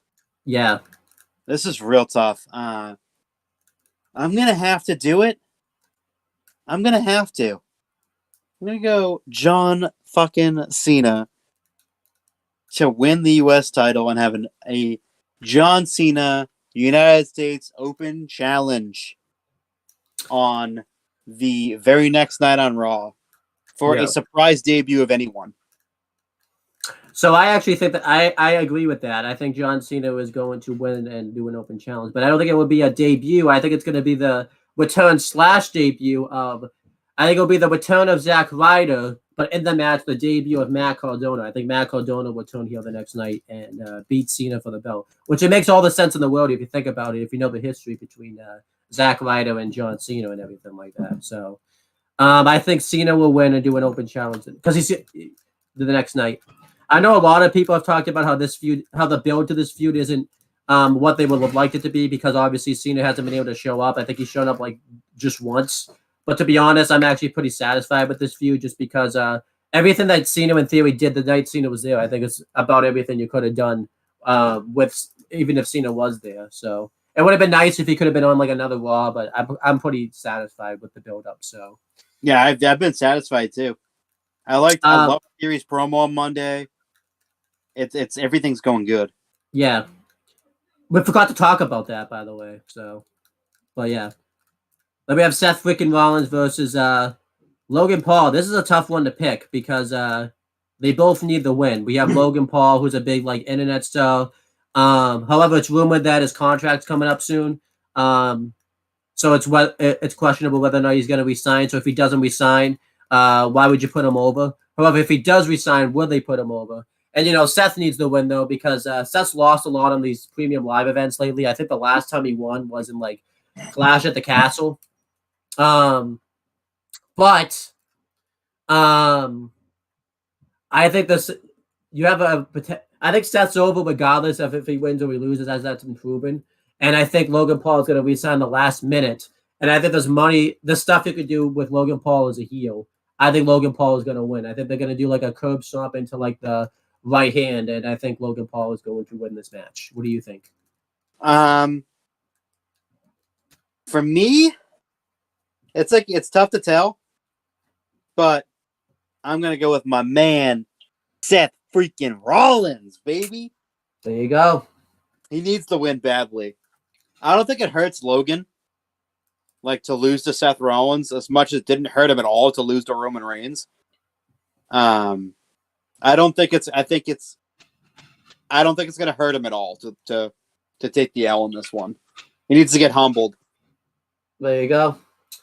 Then we have Trish Stratus, Lita, and Becky Lynch versus Damage Control in the 6-woman tag match. This match could go either way because as it's been reported that Trish Stratus is supposed to turn heel and feud with Becky Lynch going into the summer.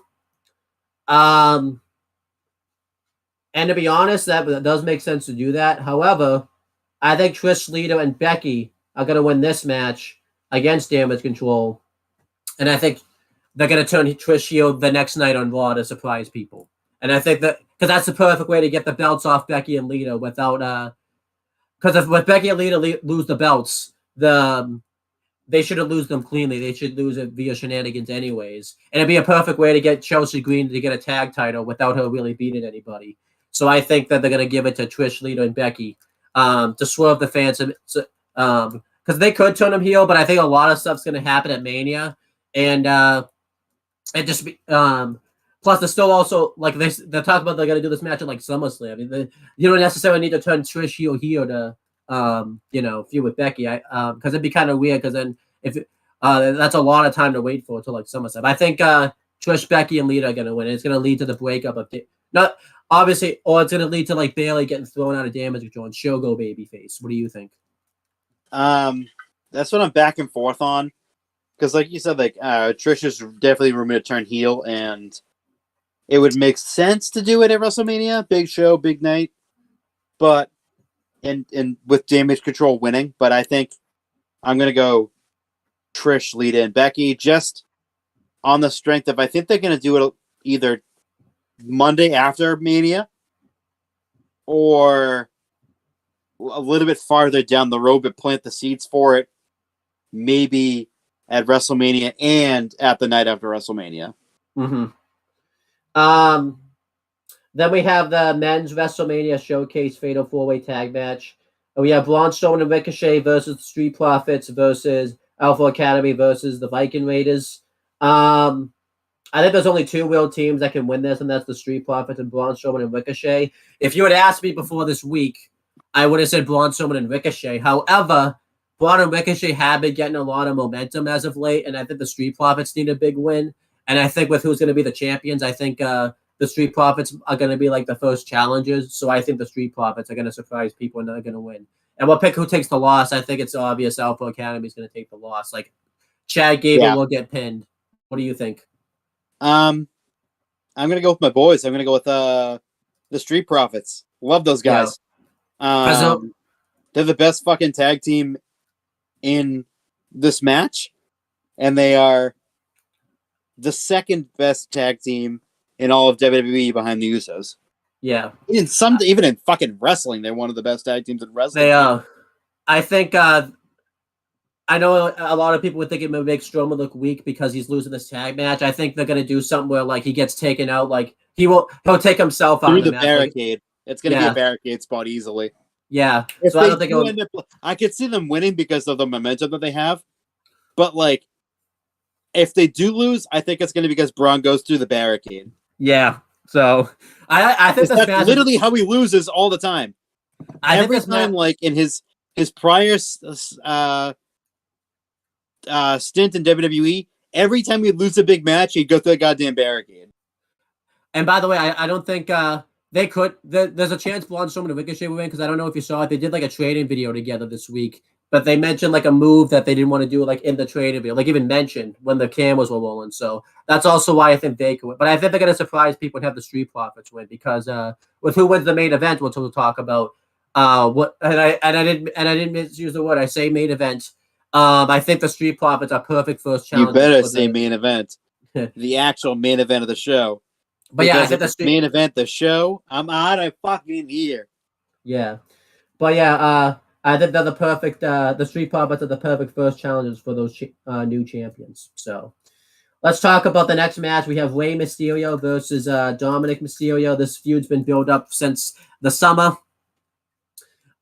This match also could go either way. They could have Dom win because he's been getting a lot of heat on himself, or they could have Rey win. And I'm gonna let you go first. Who do you think is winning this match? Well, I can tell you right now, it's not that ungrateful piece of shit son, Dominic Mysterio. That little pissant, little motherfucker who couldn't sit around because he was too mad. He had to leave, little baby. Baby couldn't see his dad get inducted, little fucking pissant piece of shit. Give me fucking Rey Mysterio any day of the fucking week. He's gonna kick the shit out of that little pissant, ungrateful bastard son. I've been going back and forth on this one, and I think it's gonna be Rey Mysterio, and they could do the Owen Hart finish where Dominic gets that fluke win like Owen Hart got at WrestleMania 10. But I actually here's why I think it's gonna happen because Backlash is in Puerto Rico and Bad Bunny's the host. I think they're setting up a tag match where it's going to be Rey and Bad Bunny versus Damian Priest and Dominic Mysterio. You'll probably ask me why would it be Damian Priest? Because if you remember when Bad Bunny wrestled, that's right, at Mania, he teamed with Damian Priest, so ties it makes in. Sense. Yep, and he also brought up Bad Bunny like a few months ago too when he was cutting his promo. Yeah, so I think talking bad about Bad Bunny in his promo like a few months ago. So I think that it's going to be Rey Mysterio. I don't think Rey will get like a clean win. I think he'll get like a low. I think they're gonna Undertaker Kane this from WrestleMania 14, where Rey wins, but he gets beat down like after the match, and they do like the Backlash match where Rey says, "I found a tag team partner," and Bad Bunny's the guy that steps in. So, or you can have just that ungrateful pissant of a son get beat in 30 seconds. A squawk, and Rey wins the 619, and everyone goes home happy. Now I do think Bad Bunny's having some type of tag match. That's also why I do think like Logan Paul could beat Seth Rollins because if he resigns, I think they could do a tag match with Seth and Bad Bunny versus Logan Paul and The Miz. But I think if Bad Bunny wrestling, he should probably do the first tag match, the Rey and the Bad Bunny versus Dominic and Damian. So I think Rey's winning. But he won't get he'll get like a roll-up victory or something. So, and then we have the SmackDown Women's Title match. It's Charlotte Flair defending against Rhea Ripley. I think Rhea Ripley needs to win this match. They're basically doing this match to make up for the fact that she didn't win at WrestleMania 36. And I think they're just gonna like build the company around Rhea Ripley. She's gonna be like I think she's honestly gonna be the champion for like a year. That's type of thing. What do you think? I think Rhea's going to win. It wouldn't shock me if Charlotte won, but I think Rhea's going to win. Yeah. Then we have what should main event. It's the Usos versus Kevin Owens and Sami Zayn. It's obviously been debated whether this match or the SmackDown Women's Title match is going to main event because, Rhea won the Rumble. They would want to put everything about Rhea, but they really need to main event the tag title match. I think they will. I think Triple H has learned because he's been in the position where he's main evented when he shouldn't have. And understands that it's been a mistake. So I think Triple H is going to learn from that mistake. Because It's not. Yes, it's the longest story, but they've also been in like the main. Most of the time on Raws and SmackDowns, they've been in the main event like segments every week and stuff like that. They've been in like the big parts of the show, even if they're not the main event. They're like the opening segment of Raw or SmackDown. So, and I think it's time. I think KO and Sammy are going to win the tag titles, and it's going to be cracks forming in the bloodline. The Usos are going to lose their. I think they'd be at 695. I think by this point they said so. I think they're going to lose finally. What do you think? I think it's pretty obvious who I'm going to pick. It's Kevin and Sammy. This is not the culmination of the feud because we fucking know that this can go longer. Yeah. But it's the chase that's going to have the most satisfying conclusion. Mm-hmm. When Kevin and Sammy win the undisputed WWE Tag Team Championships at WrestleMania and the main event of night one. Not co-main event. Not the first part of the co-main event. The one that goes on last. Yeah. The main event. Because what match follows this? There's no match that can follow this match. And then we have, this is why I picked the Street Profits. So I think the Street Profits would be like a perfect first opponents for Kevin and Sammy. Because the Street Profits haven't challenged for the titles, I think, since like SummerSlam, so it's been a while. We need to get them back in the. Yeah, because then Jeff Jarrett was involved in it. Yeah, so I think it was the Usos versus the Street Profits with Jeff Jarrett as the special guest referee. So I think KO and Sammy are gonna either they'll do like an open challenge and they'll accept it. So that's why I think they'll win the WrestleMania Showcase, or they'll do a match at Backlash for the belts. But yeah, that's night one. Let's do night two real quick. We have the Intercontinental Championship Triple Threat match. Walter defending against Sheamus and Drew McIntyre. Yeah, they're getting close. I know you're gonna say it. No, I was never gonna say that. You're gonna say it. This match could go various different ways. I think Walter is retaining. I think Drew and Sheamus is like rivalry and like little spat that they're having right now is gonna cause them to lose. I think Walter would take advantage of that. Because I think Walter should beat Honky Tonk Man's record as long as Intercontinental Champion. I think it's time. I know a lot of people think that like him holding the Intercontinental Championship would he'd be stuck in the mid card for a while, but I think we need to have that record broken. I think it's family time. What do you think? I think Gunther's gonna win. Gunther! Yeah. He's gonna win. It's just it makes a lot of sense for him to break the Honky Tonk Man's record. He fucking should be the longest reigning Intercontinental Champion. Yeah. Especially if Vincent Kennedy McMahon was running the show, this wouldn't be a thing. He would have lost it by now. He would have been released by now. Yeah. Because quite frankly, they were breaking up Imperium that next week. Yeah, they were. He would have lost the title ages ago. He would have lost the title in September. Yeah, he probably would have. He probably would have even made it the cash with the title. He would have lost it like the SmackDown before or something. Like something stupid. Yeah, but I'm into this. I think this match is gonna kick off night two. And it would be like a hard hitting match. Oh, for sure. This is gonna be a 5-star banger. Yeah, because Sheamus and Walter had a 5-star banger at Clash of the Castle. You had Drew in there. I guess you could call this a handicap match. It's the Banger Bros versus Gunther. I know Pat McAfee isn't there. I hope they bring out Pat McAfee to do commentary just so he could call him the Banger Bros again. That was hilarious. That still kills me. The fact that because they specifically told them to stop saying Banger Bros. Wasn't it like just that week or so? Wasn't it? Wasn't it like just that week that it happened too? It was that. It was that week. It was that week that they weren't allowed to say Banger Bros anymore, and Pat McAfee is first says Banger Bros like 1,000 times. And then Michael Cole, I think Michael Cole, like, I don't think I've ever heard Michael too, which made it even funnier. Yeah, I think that's bulletproof. He can say whatever the fuck he wants. Yeah, I think that's like I think Michael Cole like died laughing. I don't think I heard him die laugh that hard. He was in hysterics. If they could have shown like him on commentary, he probably had tears running down his eyes. He was laughing so hard. I remember they used to do it with Mo and Allen when he would react to big stuff. I wish they had showed like Michael Cole's reaction when he kept calling the two and Shea with the Banner Bros. Like it was just because it was like the edict was like earlier that week. For them to stop saying Banger Bros. And Pat McAfee obviously didn't get the fucking memo that he couldn't say it because he said it 1,000,000 times. He didn't just say that too. He kept he tried to get around it too. The entire time he was saying it too. He kept trying to get around it too by calling it like the Bangers of Bros and stuff like that. Oh my god, he called them the Bangers of Bros. He called them the Banger Bros. Like it was just like multiple variations of the Banger.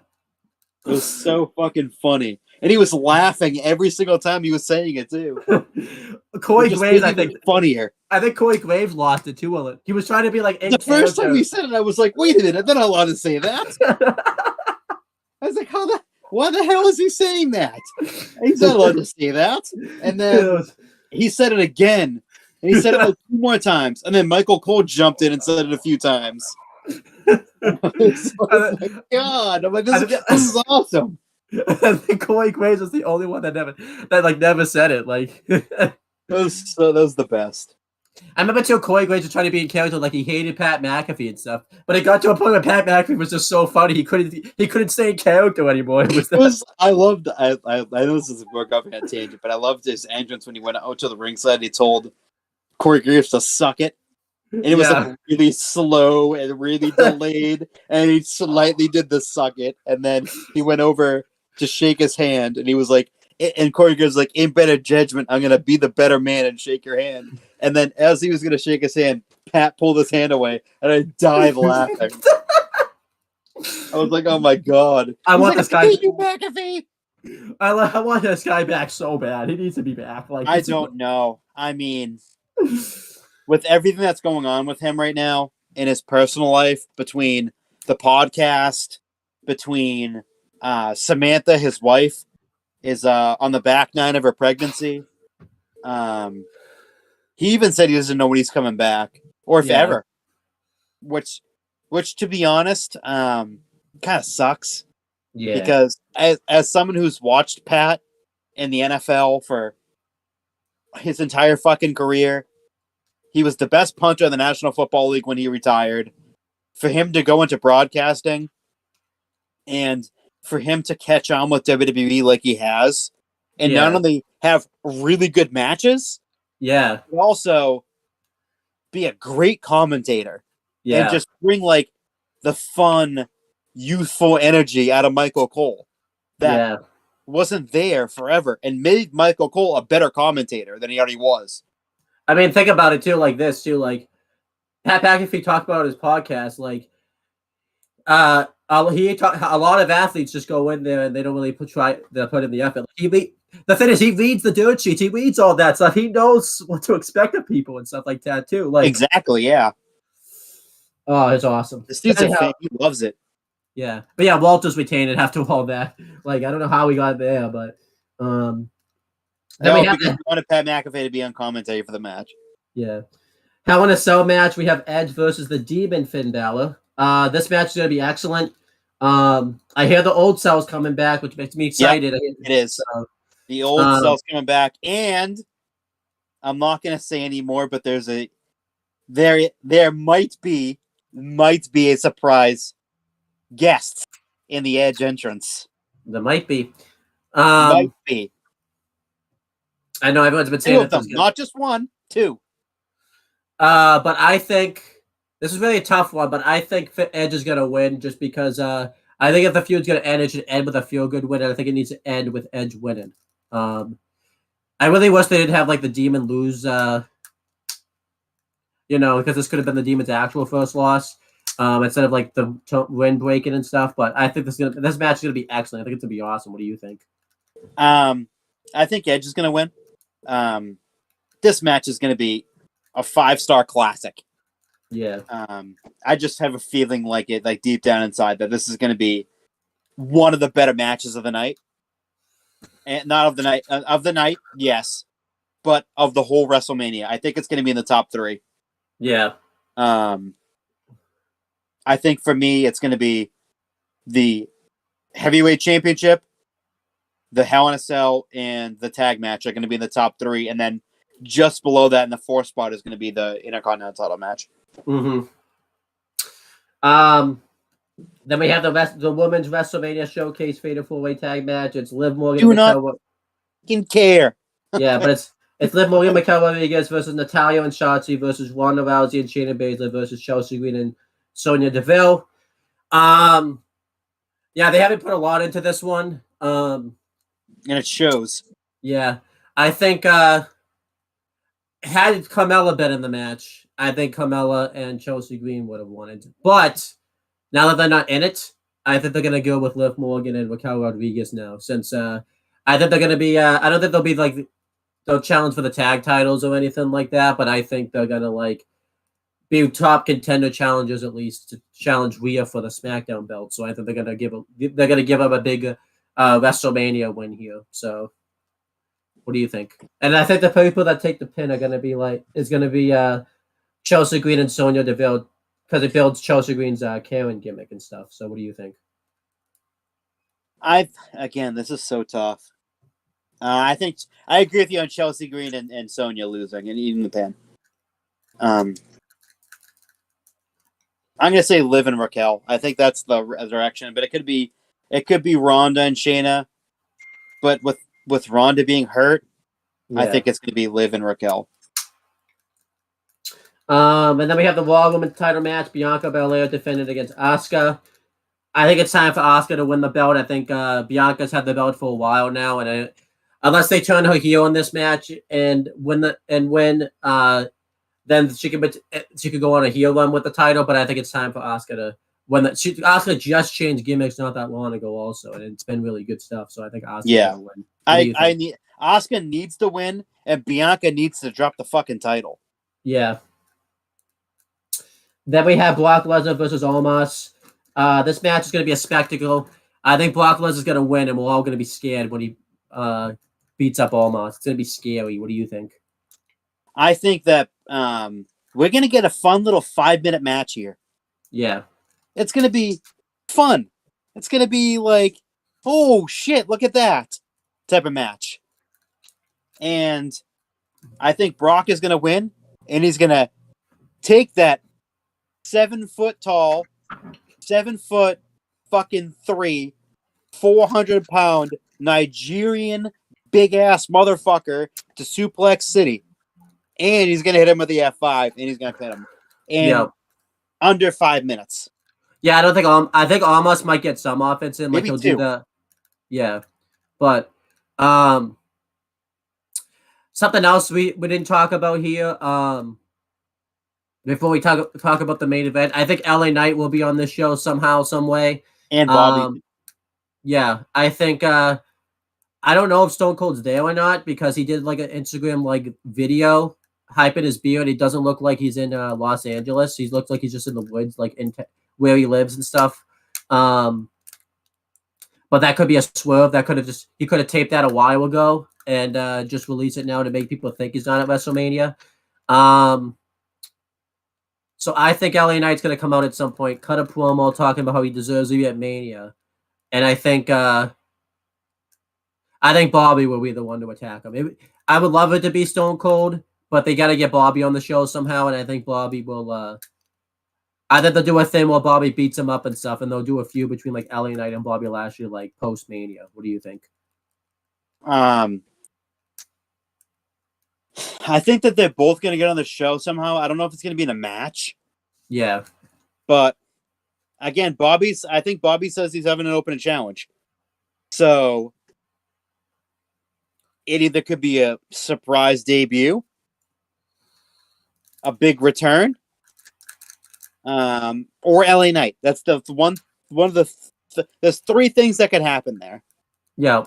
But I think they're going to get on. I think they're going to have Bobby have the open challenge, and it's probably going to be LA Knight, but it could go any of the 3 ways.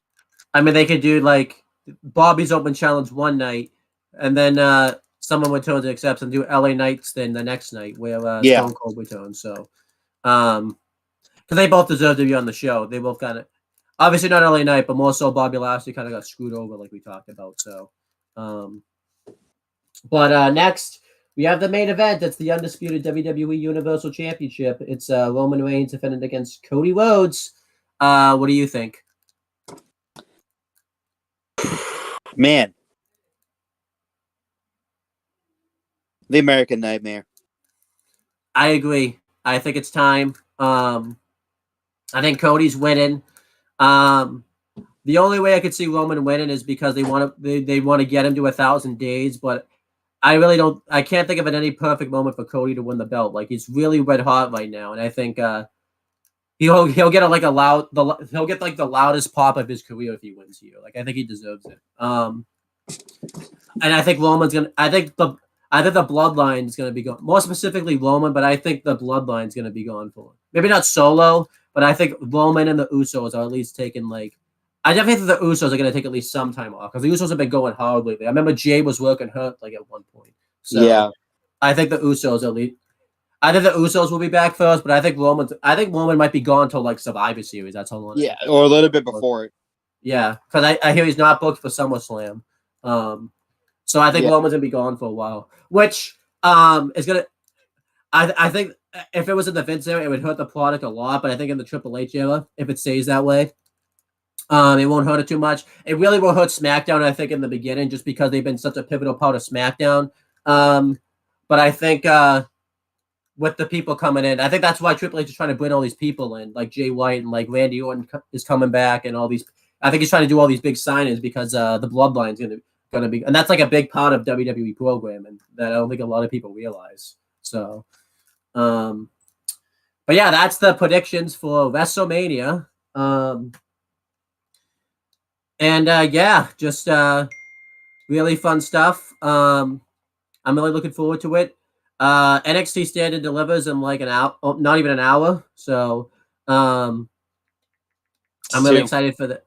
I know he just said a bit ago. Well, I think the pre-show's at 12 though. So. Yeah, the pre-show's on like less than an hour. Yeah, so it's just WrestleMania day. So that's pretty much it, guys. We will talk to you. Is there anything you want to plug up? Is there anything you want to plug up, promote, Chris? I will keep it 100, as the cool people say, and I'm too old for that. Just do me a favor. Just watch WrestleMania this weekend. Whether you either watch it on Peacock in the United States of America and North America, or if you're outside, I think North America has Peacock. If not, Canada, use the WWE Network. Europe, wherever else, outside the United States. Yep. Japan, use the WWE Network, please. Just watch it. It's going to be a great show. You're going to get everything that you want and then some. You will. As for all my stuff, you can check out all the retros. You can, I wouldn't check them today because you're not going to have time to watch them today, but check them out after Mania season. Check out the WWE Aftershock extra that we're going to be doing. We're going to review Hall of Fame, Stand and Deliver, and both nights of WrestleMania. Just enjoy WrestleMania. And obviously, what about level up? We already talked. We covered that. You sound like we already covered Level Up. Oh, so. Yeah, fair enough. Fuck. I don't know. But just watch all that stuff. And that's pretty much it, guys. And we will talk to you guys later. I'm just gonna also run a little preview trailer, and then we'll go right to the outro screen. So here we go. This is what you guys could see for FTW Productions for this Mania season. WrestleMania, baby. Woo!